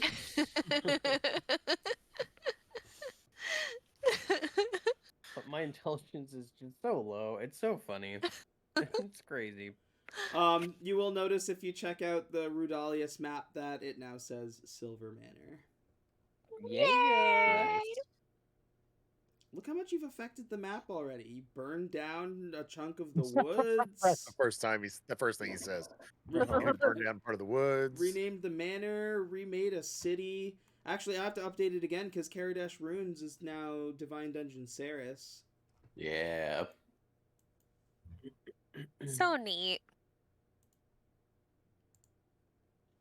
Oh my gosh. The way that that Rot-Tooth is gonna die is just to walk into the woods by himself one day. Just pass away blissfully into the woods. Oh, just go and fight everything. They're mad at you. Yeah, you're not blissfully just that's ready for a obviously battle. not. No, I'm just gonna go and fight until I die. That's the plan. That's actually why I'm bolstering Rockcroft, is to have a giant army to burn down the woods one day. Oh my god. I'm kidding. I mean, when kidding. when they come for us, I'll be ready, but I'm not gonna just go do that.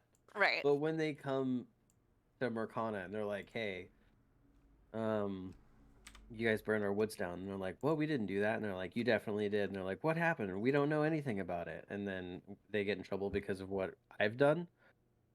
I'll have an army. That's the plan. Good. Mhm. This is very schemy for you.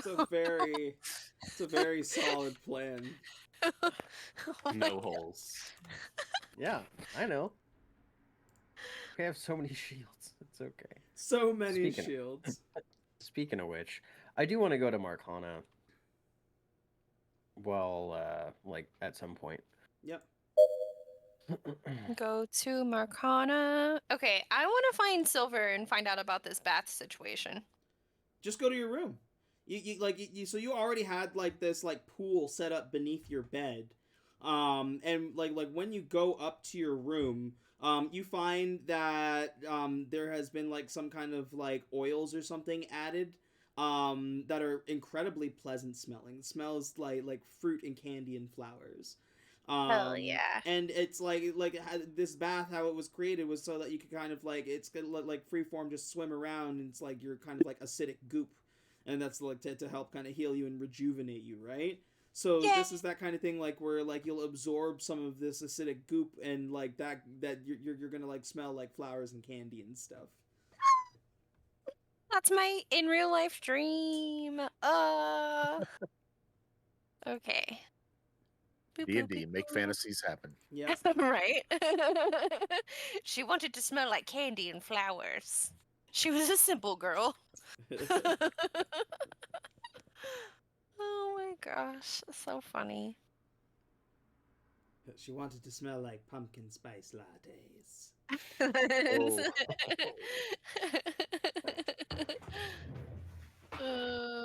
Okay. And four.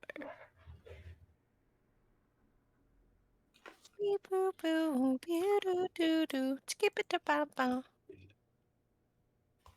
There we go. Now Divine Dungeon Saris is in the right spot too. Yes. Again.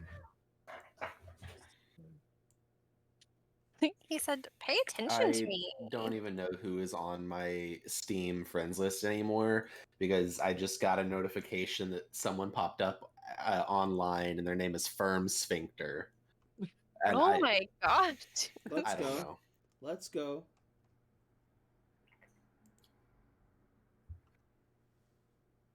Sphincter. Bro, how do I get to the second floor? Oh, it's up in the tabs. It's upper floor 1. Okay. Right. Oops. That's just if you want a reminder of what your bedroom looks like. It's mostly like role play. Oh, well, I mean, okay, yes. Deal. Yeah, Gleed going upstairs to like go rest and stuff. She like goes to walk through the game room. She's just like, when the fuck did all these skulls get Rot Tooth?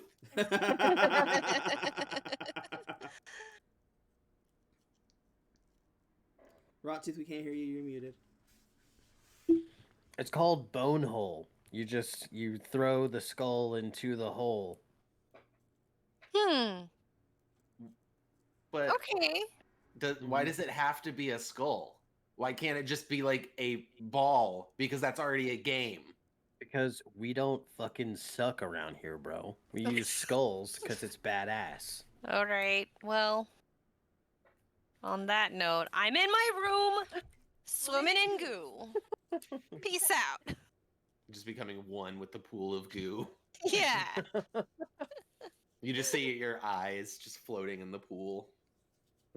That would be awesome. Rawtooth is definitely gonna go to bed. I'm curling up in these furs, throwing on some old pay-per-views, and I'm going to bed. Beautiful. Old pay-per-views Yeah, of yeah, wrestling. yeah. Yeah, that Mhm. makes sense. But if you are creating wrestling and creating a wrestling league, what pay-per-views are you watching? Some old stuff. Like old, like just combat videos? Yeah, yeah, yeah. They're just essentially.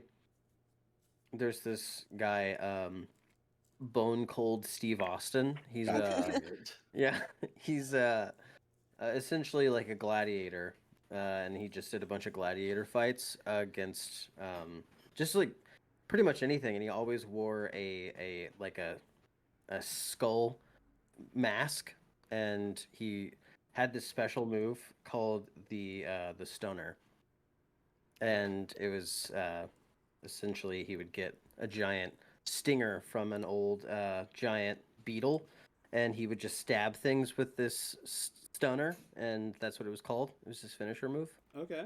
Pretty cool. I like it. Yeah. I dig it. Mm-hmm. So. I think It's like HBO. I think you should Hero Forge Bone Cold Steve Austin for us. I think you're probably right. But yeah, you throw some old Gladiator recordings on and drift off to sleep. Lady Frida melts into her goo. Nice. Galid, you went upstairs to your room to pass out as well.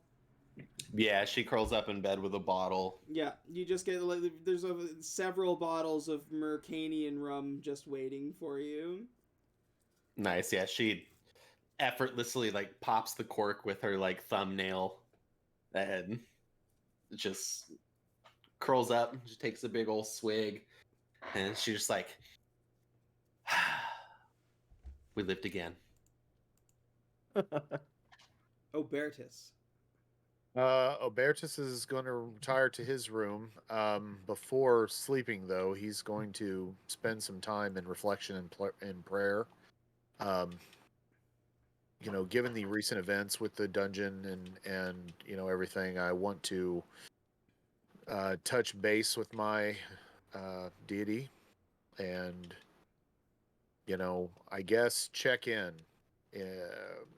I'm seeking some kind of a sense that I'm on the right path with my efforts to atone after the whole unicorn thing, which I feel like I am, but I just want to be sure. Okay. Is that Mom upstairs? Okay. I have a feeling there's a football game on. My wife's up there watching it. Right. Okay. So, anything else? Anything you want from me for that, or? We'll kind of swap places here as everybody gets into a period of rest. You first trying to commune with Kalimvor. Don't get anything back until you fall asleep. Mm. When you get into a deep slumber, you don't so much have a nightmare as a kind of like thrilling dream. And what you dream of is a field of bodies. Just slain, war-torn. There's fires raging around you. And what you see are two armored women standing and staring out at the field of bodies with these like weird looking weapons that they are brandishing.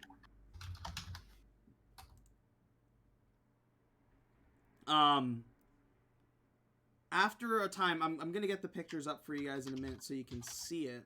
I thought I had already made the characters, but I just grabbed the things.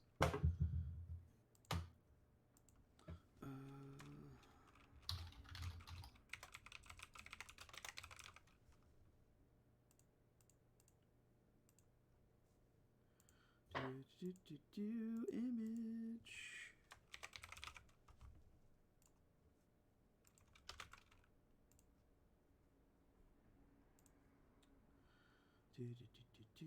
Choose.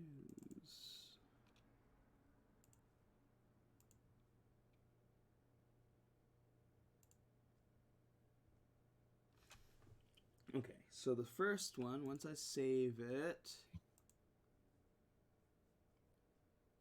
So, Obertus, the first thing you see, like, of the two people standing, you see this one, you see her brandishing this katana, and her helmet is off. She, is very pale, with very, like, defined features, pointed nose, pursed lips, that are, like, the color that you see on her face is the blood that is like splayed across her face, and you don't think it's hers.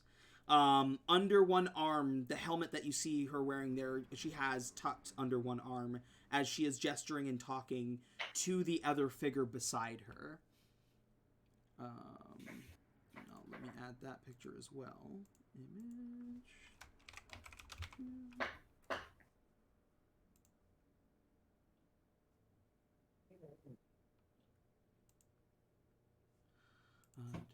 Open. Select. Save. Save.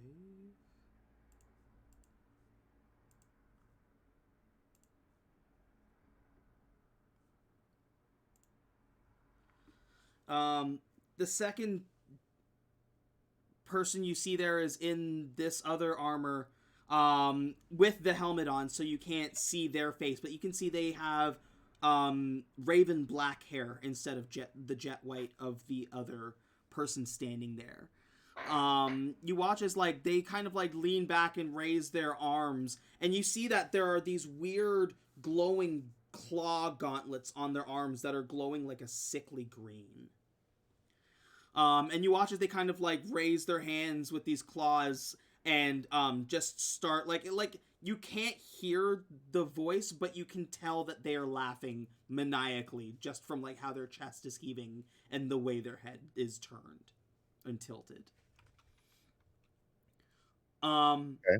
The last thing you hear is a voice in your head that says, "War is coming," and then a couple more voices that say, "War is coming, war is coming, war is coming," and then as more of these voices are appearing in your head, you look down and you see the mouths moving of the bodies that lay in waste up to these two figures. And that's where your dream ends. And we'll move on to Rottooth. Rottooth, you are having a fairly good sleep, and you're not sure if what you see is in the waking world or in your dream.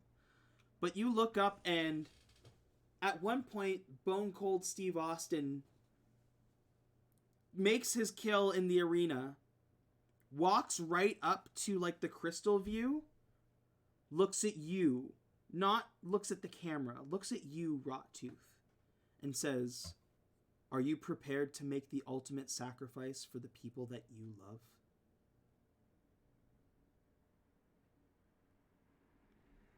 That's all you get. Short and sweet. You're muted, by the way. Dang it, dude. That's rough. That's crazy. Okay. It's all it says. And then goes back to like the next gladiatorial fight. Gotcha. All right. Frida, as you are resting in your rejuvenating scented pool, you drift off as well. Being with, the reading material that you've been reading lately, you have a very racy dream of a very dapper and debonair werewolf that chases you through the woods. Nice. As the wolf catches you and is about to take you into its embrace, it leans into your ear and whispers, "You are going to witness an end that you aren't going to be able to handle alone. Don't be afraid to lean on those you care about." Too real. Yeah. Okay. It feels really out of place in the dream, but then the dream proceeds as you would assume it would. But just out of nowhere, and not in when you were going through the chase scene and everything in this kind of racy scene, the wolf was very different and very aggressive, and even the voice was different, but the voice that whispers into your ear is one of concern, is one of familiarity, and it doesn't sound like it sounds like a voice that you can't place who it is. I'm gonna get you to roll a perception check, actually. Okay. Interesting.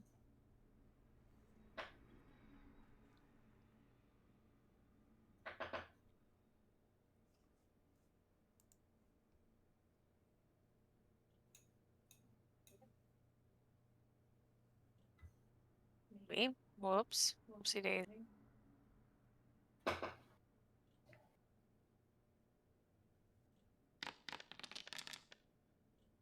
Oh, bummer, dude. Unfortunately, you're not quite sure where to place the voice. Okay. And I can't detect if it's male or female. It is male. Or... It is male. That you know. Okay. But you don't know who it is. It's just like a male figure in your life. Somebody. The voice sounds familiar. It's not one of your allies.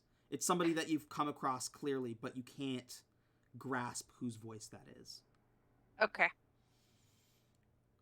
Galid, you sleep like a fucking drunken sailor. You actually dream of...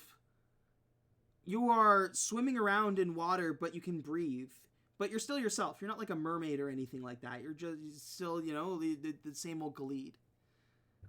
You swim down into a cavern that is glittering with multicolored lights. Once you get close enough, you realize that these lights are small creatures that are crawling along this cave wall. They lead you in and down into the depths, where you see a crab man. It can only be described as a crab man. Like it's like a humanoid crab that is very clearly dead. It looks like there is a trident that has been pierced through its chest, and it is holding, gripped in its claw, a blade. Looks to be a longsword with a blade that shimmers like rainbow glass. Yeah, I like swim closer and I go to reach out to grab the hilt. When you go to reach out and grab the hilt and wrap your hands around it is when you wake up from the dream. And that is your long rest. Okay.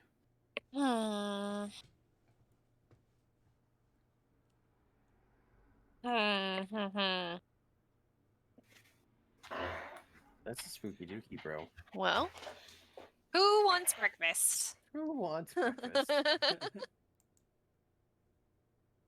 I think I'm gonna make some French toast. Oh. Okay.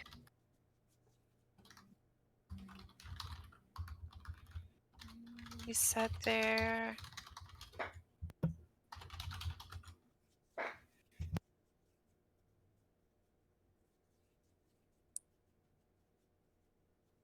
Got my healing potions made. 2. Yeah. All right. Well, I'll be in the kitchen making French toast for everybody. That sounds nice. Yeah, something tells me we all need to carb load. Gotta get this. Yeah.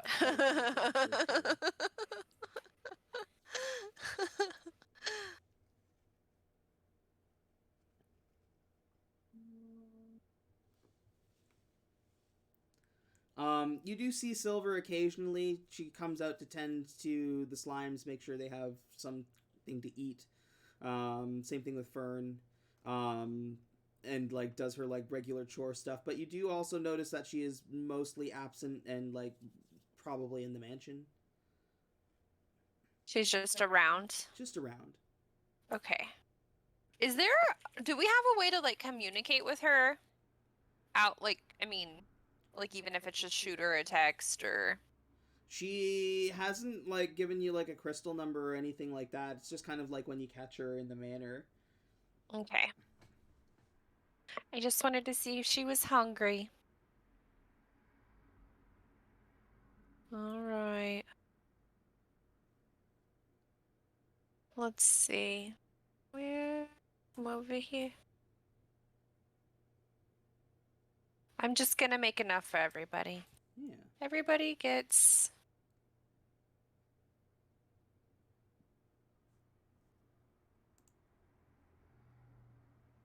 Oh. Good morning, Glee. Yeah, just whenever when I'm kind of like I've got the bottle of rum, and I'm just kind of sitting up at the bar. I'm like, hey, did you sleep okay? You know, first of all, pause. I'm gonna go ahead and take that from you, and I'm gonna take the bottle of rum and hand you a cup of coffee. And yeah, I mean, for the most part, you know, I had a kind of spicy dream, which I always love and appreciate. Nice. With, you know, a bit of an ominous message. So pretty much normal, I guess. How about you? Yeah, and I pull a flask out of my coat and pour it into my coffee. Great. I'm like, yeah, go and take a sip. It was interesting, I guess. I had a dream that I could breathe underwater, and I was swimming around. Saw a weird, like this underwater cavern almost, and there was like this like crab human like hybrid creature with like a really cool sword. Looks like it had been long dead. Um, it was weird. I haven't had a dream like that. It felt very real. I don't know. I felt exceptionally like present, I guess. Yeah. Did you guys bang, or was it like just... He was dead.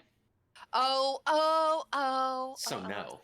The crab. Well, Okay, I well. mean, some of the books I've read, you'd be surprised, but so the crabman was dead, is what you're saying, and there was a cool sword, and it felt Yeah. okay. Yeah, it felt way too real. I kind of sat up in bed for about almost an hour this morning, and just kind of had to retrace my steps because I thought I would like gotten transported somewhere. I guess I had to make sure Oh, that didn't actually happen. I don't know. It was weird. sounds weird. I pour the rest of the flask in the coffee and finish the cup. Great. Good. I'm gonna slide another cup of coffee your way. Yeah, I don't know. I mean, I guess my dream, you know, was immersive to say the least, and I loved everything about that. Aside from the fact that there was a little intermission where it got super real, like therapeutically so. Oh, he was like emotionally vulnerable with you. That's hot. Yeah. Is it? I don't know. Yeah. I guess I should think that. So the wolf man in my dream. Gotcha. Yeah. You know, I'm reading those wolf books. And, I mean, wolf inside me, definitely, for sure, absolutely happened. It was great. Um, man, the knots on those guys. Anyway, so Wow. like, you just... Finish Right. the drink. Sorry. I know it's early. I mean, so anyway, but then like, okay, so but before that, before all of that, I was like chased, and I was all like, "Oh no, oh you shouldn't get me, oh my gosh, oh," and screamed and stuff. But like, it's all a big play.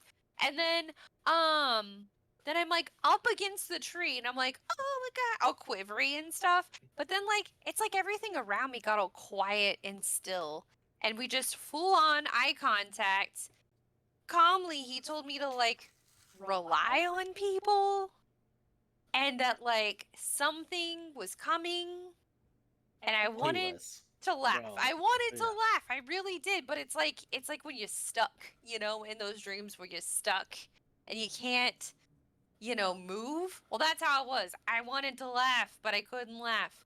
And there's something coming. There's an end coming that I can't stop, and I need to rely on people that I love. Which the fuck? felt gross to hear, to be honest, because I think I'm fine. I'm fine most of the time on my own. I mean, you weren't. I literally saved you Okay. yesterday. You know what? I mean, it tit for tat. I've saved you too. Guess we're And I even now. appreciate it. Yeah. Do you think I'm approachable? I Wow. think you're very approachable, and I think Uh-huh. you don't let people not find you approachable. You're Okay.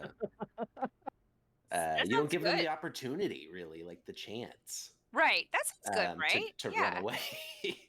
Yeah. Well, I've got a pretty long reach with these tentacles, so. Yeah, What's that might be what point? they're scared of. Oh, okay. Well, nothing I can do about that. No, you just gotta be you. Yeah, so I guess, I don't know. And then after that, it was hot. And then I woke up, and it was great. So, I don't know. Do you want some French toast, or? I would die for some French toast right now. Oh my god. Okay, I'm gonna. Yeah. Rottooth and Obertus, the smell of Frida's cooking permeates through the manor. Cool. I mean, I'm going down to get some food. Okay. For show.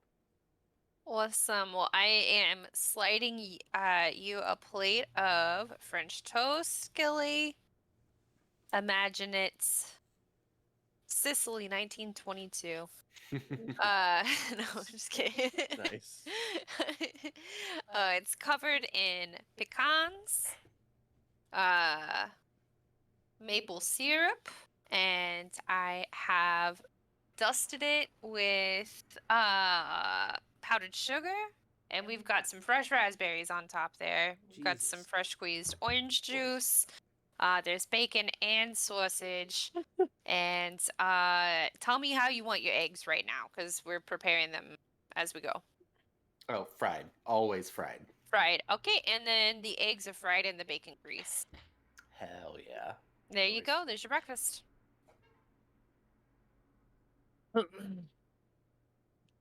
Cool. Has Rawtooth made his way down there yet? Yeah. I'm down here hanging out.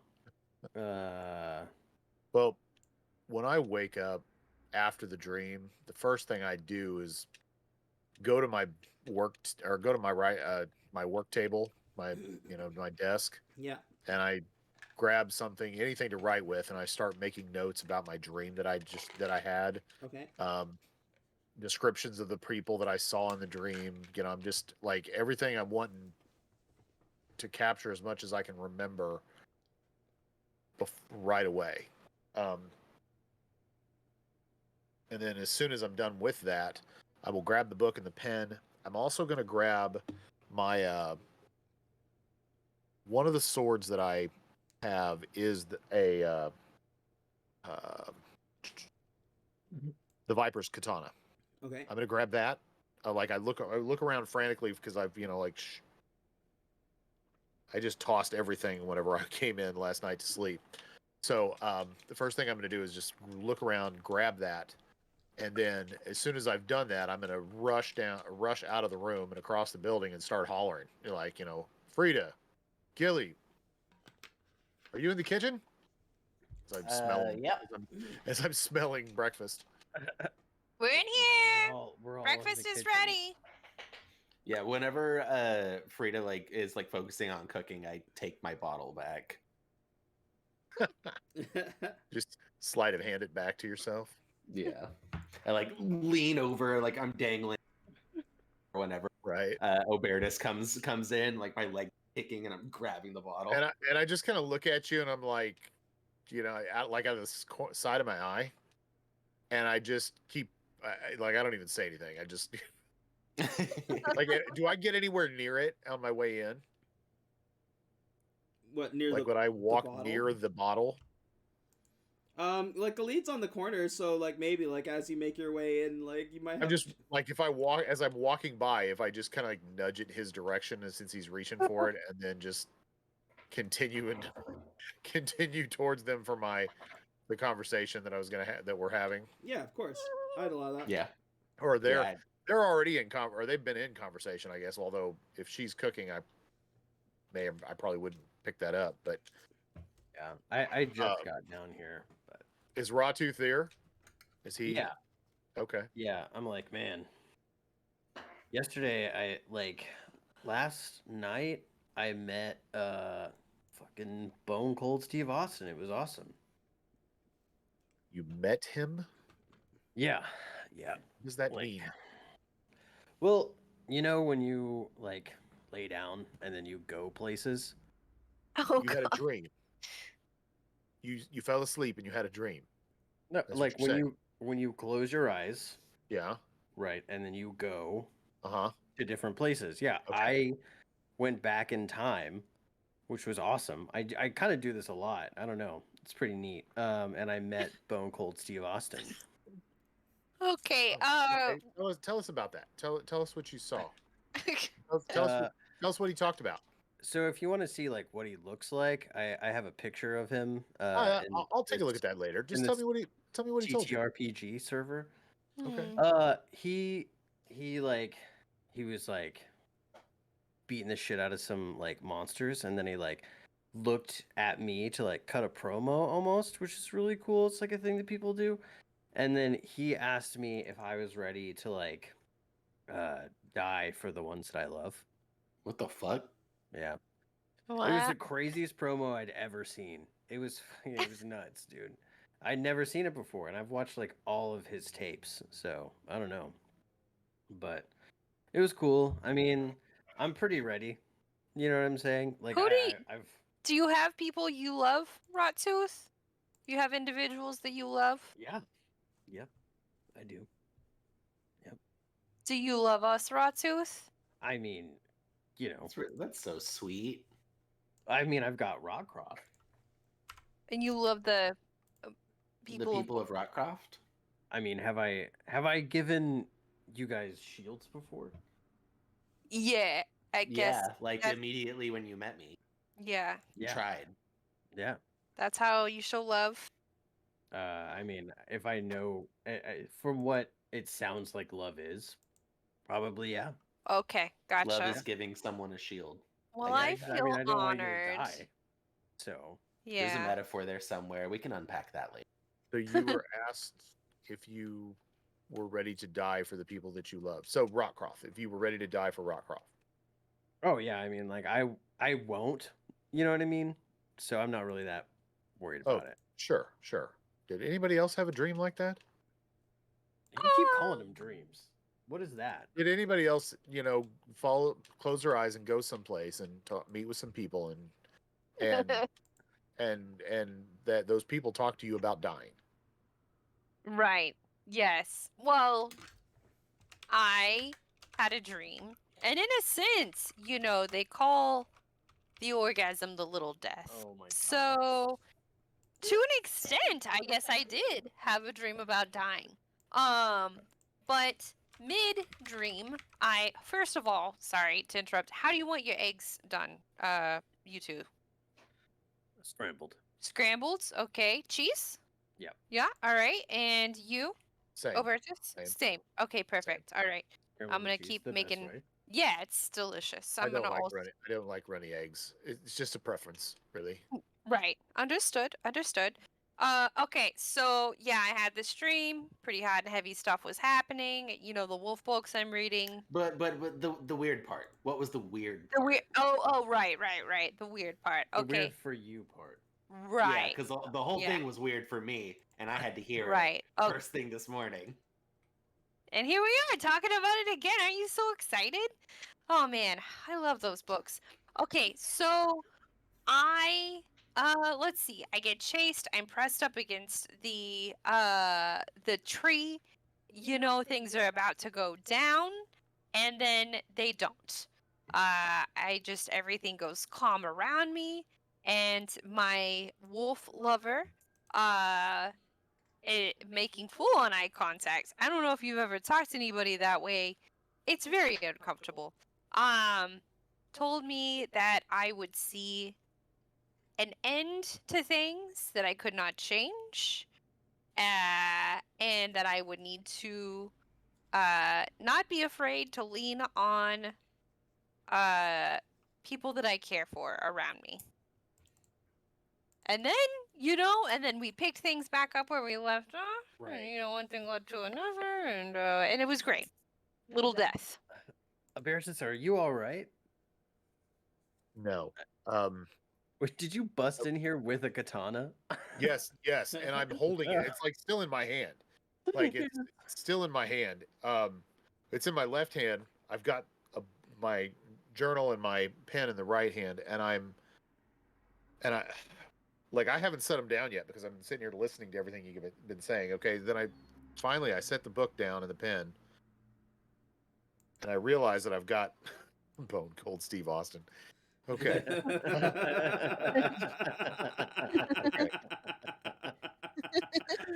Have you looked up a picture of Stone Cold? Because this is a great representation, by the way. Okay. I too closed my eyes and went somewhere last night, and I saw two women in armor. One of them was holding a sword that looks very much like one of these. They were covered in blood. There was bodies everywhere in this field below them. And there was some kind of conversation going on. They started laughing as if they were, happy about all of the death that was before them. And there was whispering. I heard somebody whispering. I heard multiple whispers that war is coming. Okay. And something about Dominion. And wasn't that what the skeleton rider said to us yesterday?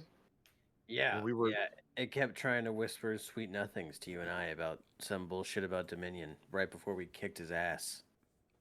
So, I don't know. Really feels like we've received a warning.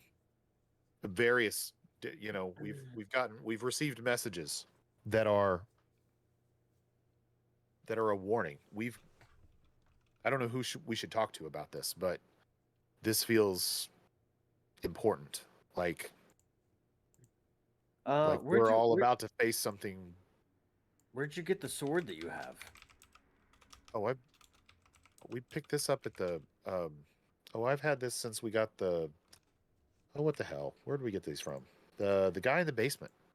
The guy that we killed when we cleared out the basement. When he had the necklace with all the weapons around his neck. Yeah. The high note. This was one of the swords that he had. And it's the same sword that lady. It's the same style. It's the same style of sword. It's this long, thin steel sword with the straight edge on it.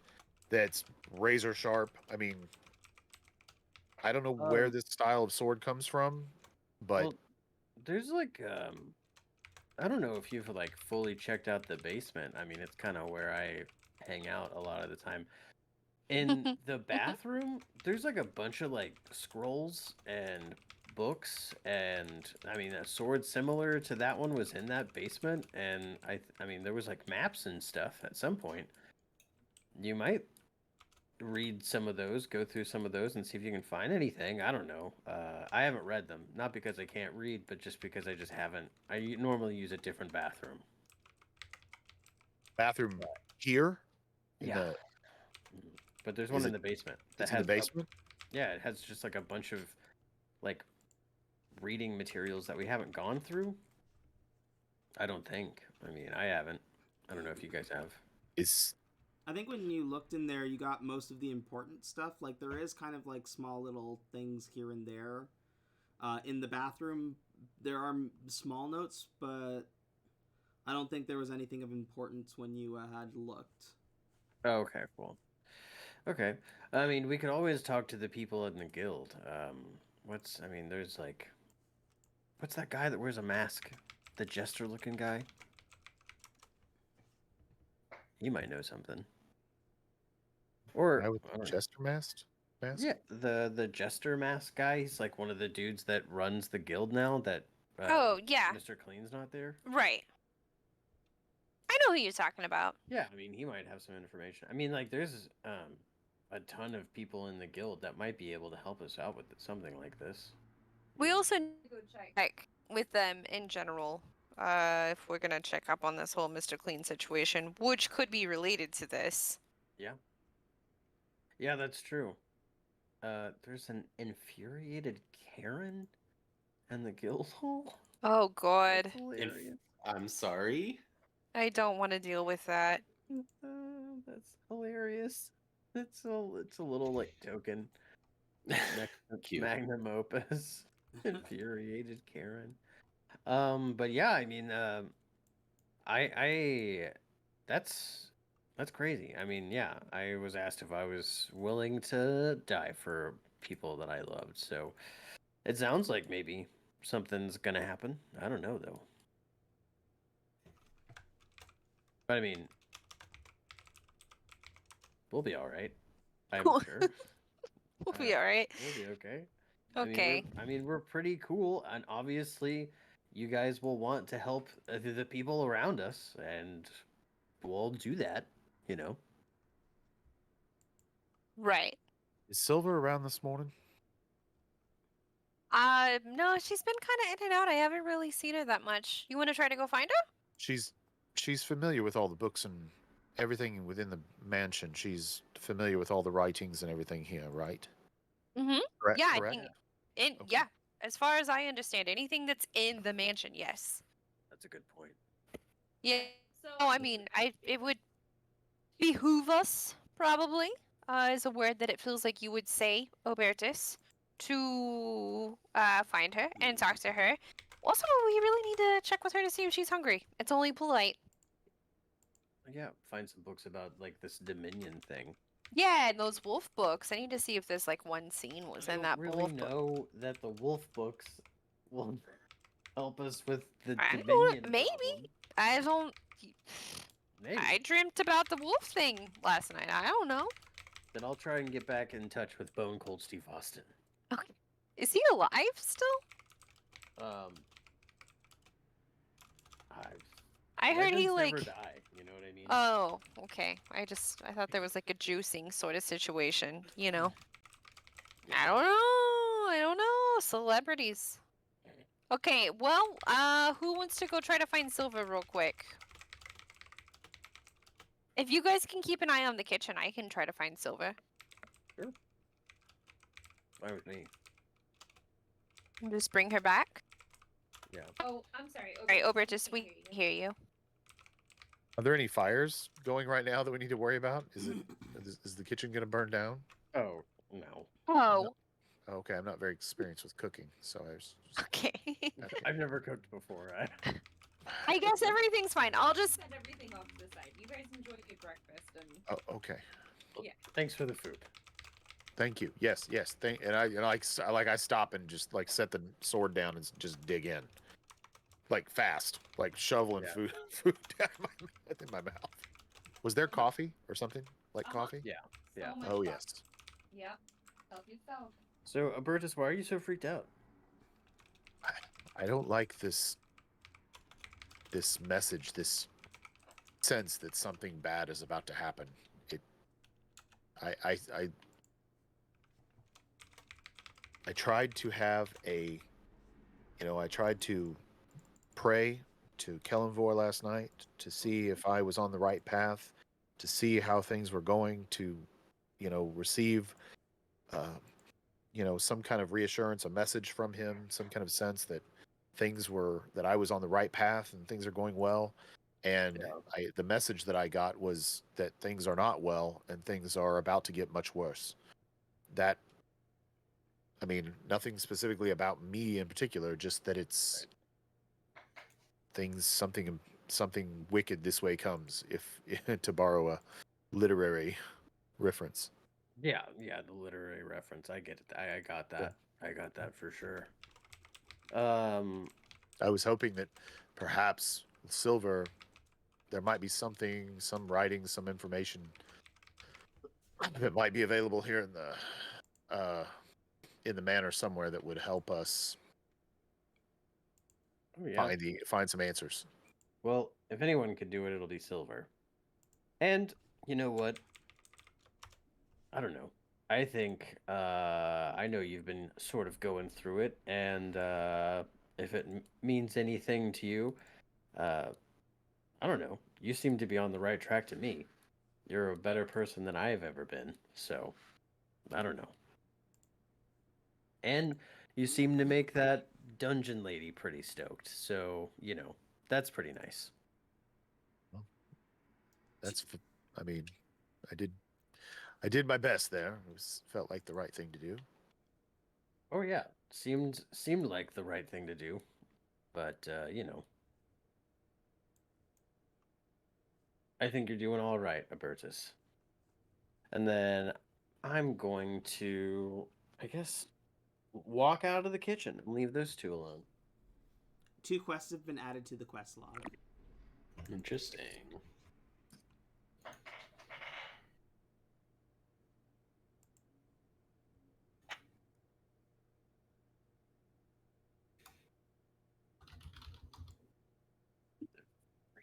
What'd I miss? Sorry, did I miss anything? No. Okay. I just don't know where the quest log is.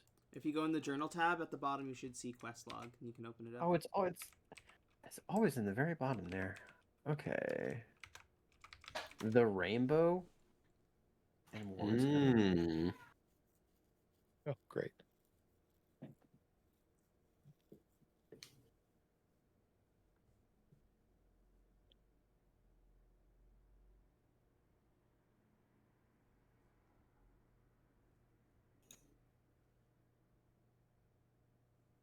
That's so good.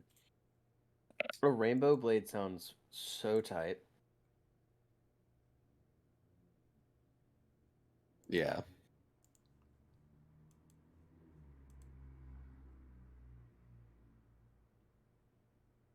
Oh, actually, I make my way back into the kitchen. On second thought, if this blade thing really stuck out to you, we could, talk to some of the people in what's his name, Goblin Hunter, or Goblin Slayer dude, a bunch of those people that are proficient with a bunch of different different tactics and things like that, might have heard something about this sword and might be able to give us some information about who these people might be. Yeah, I'm sure if we ask around, we could always find someone.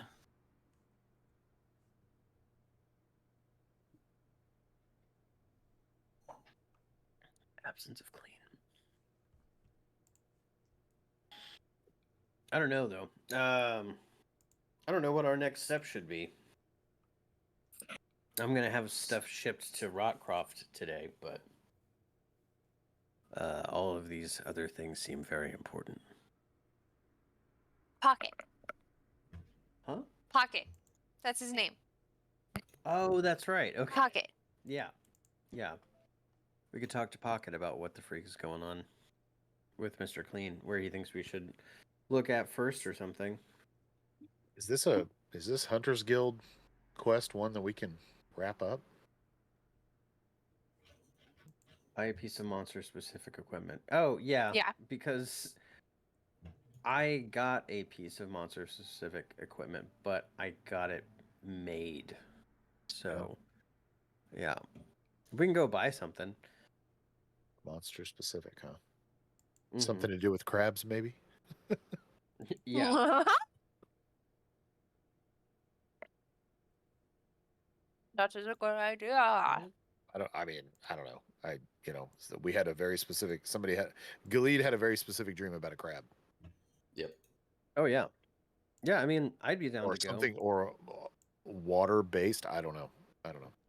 Yeah, I mean, I'm always down to go to the Hunters Guild.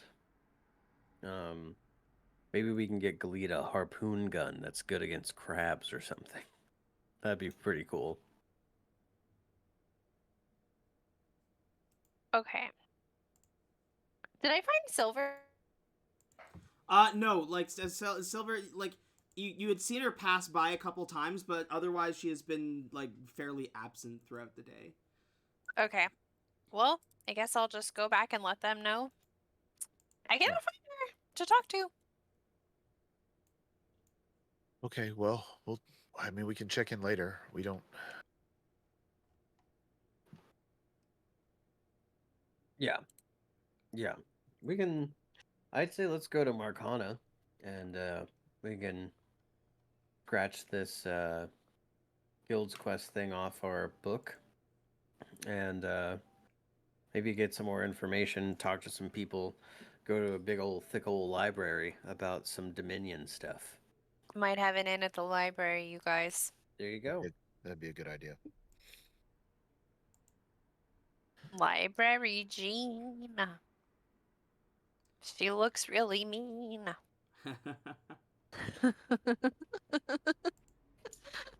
So where going into Mercana, are you sticking together to gather information, or are you splitting up? Well, I kind of feel like maybe we can either stay together, or Lady Frida and I can go check base with her librarian friends to see if we can track down some research information on the Dominion. Rawtooth and Gilead could go look for some monster-specific gear with the Hunters Guild quest. Yeah, that sounds good to me. Get it done quick. I'm about it. That sounds fine. Also, I might see if I can check out any of the books while I'm there. Okay. You head into Mercana, and before you hit the entrance, you see what appears to be a fight breaking out. 3 figures are all surrounding a hooded figure and are kicking them while they're on the ground. No. The hooded figures on the ground. Hooded figures on the ground, and these 3 are like surrounding it. They seem like young guys. Probably they appear to be in guard gear, but they are just like full on like boot stomping this guy. Oh no! What is Hey, happening? I think he's had enough. One of them turns and says, "He was caught stealing in the market, and theft is not tolerated." How much was what he stole? He was trying to steal a magical item from the markets, worth thousands. How badly is this guy beat up? He looks pretty fucked up. He's like his. It looks like his arm is broken. And he is clutching the item in his hands, even though they're like kicking the shit out of him. Yeah, I'm just gonna like I'm like making my way up to them, and Yeah, I'll go with you. I'm just like, hey, dude, fucking return it, and this is over and done with. And I like look at the rest of them, and I'm like, are you fucking done? They stopped beating on the guy, but turned to look and be like, this is business of the Royal Guard or the Guards Guild. Like, this is none of your business. You can back off. He's like, are you really just gonna fucking kill the guy in the street? Really? No, we're just roughing him up a little. No, this isn't roughing up a little. Yeah. Fucking look at him. Are they wearing anything that's like that I could grab off of one of them? They're all wearing like cloaks and like kind of like a regal guards outfit. Gotcha. Yeah, okay. I'm gonna pick this guy up off the ground. What is he holding? His hands are clutched around what appears to be, it looks like it's metal and it's inscribed with these weird symbols, and it appears to be 3 rings that are looped together. Like around it, like there's like a little ring that connects to it, and that's connected to what appears to be like some kind of metal chain. And he's got like the chain wrapped around his arm, like super tight, like tight enough that you can see that like blood is pouring from his arm. And he's got the like actual item like clutched in his hands, and he will not let it go. Like, his face is still obscured as well by a hood. But even like with the broken arm, like you can see like it's not like his arm is like out of place, and his hand is still clutched on this item. Like he won't let it go. Okay. Well, I'm gonna like still holding on to him. Like if you want to roll in athletics or whatever, but I'm just gonna hold on to this guy and peel the hood off of him and be like, "What is so important for you to die over in the street?"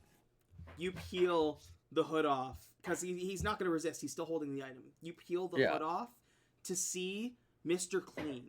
His pupils completely white. He looks and says, "Who are you? You can't have this. It will destroy everyone." And, hell yeah, dear. And that is where we're going to end session for tonight. Oh my god!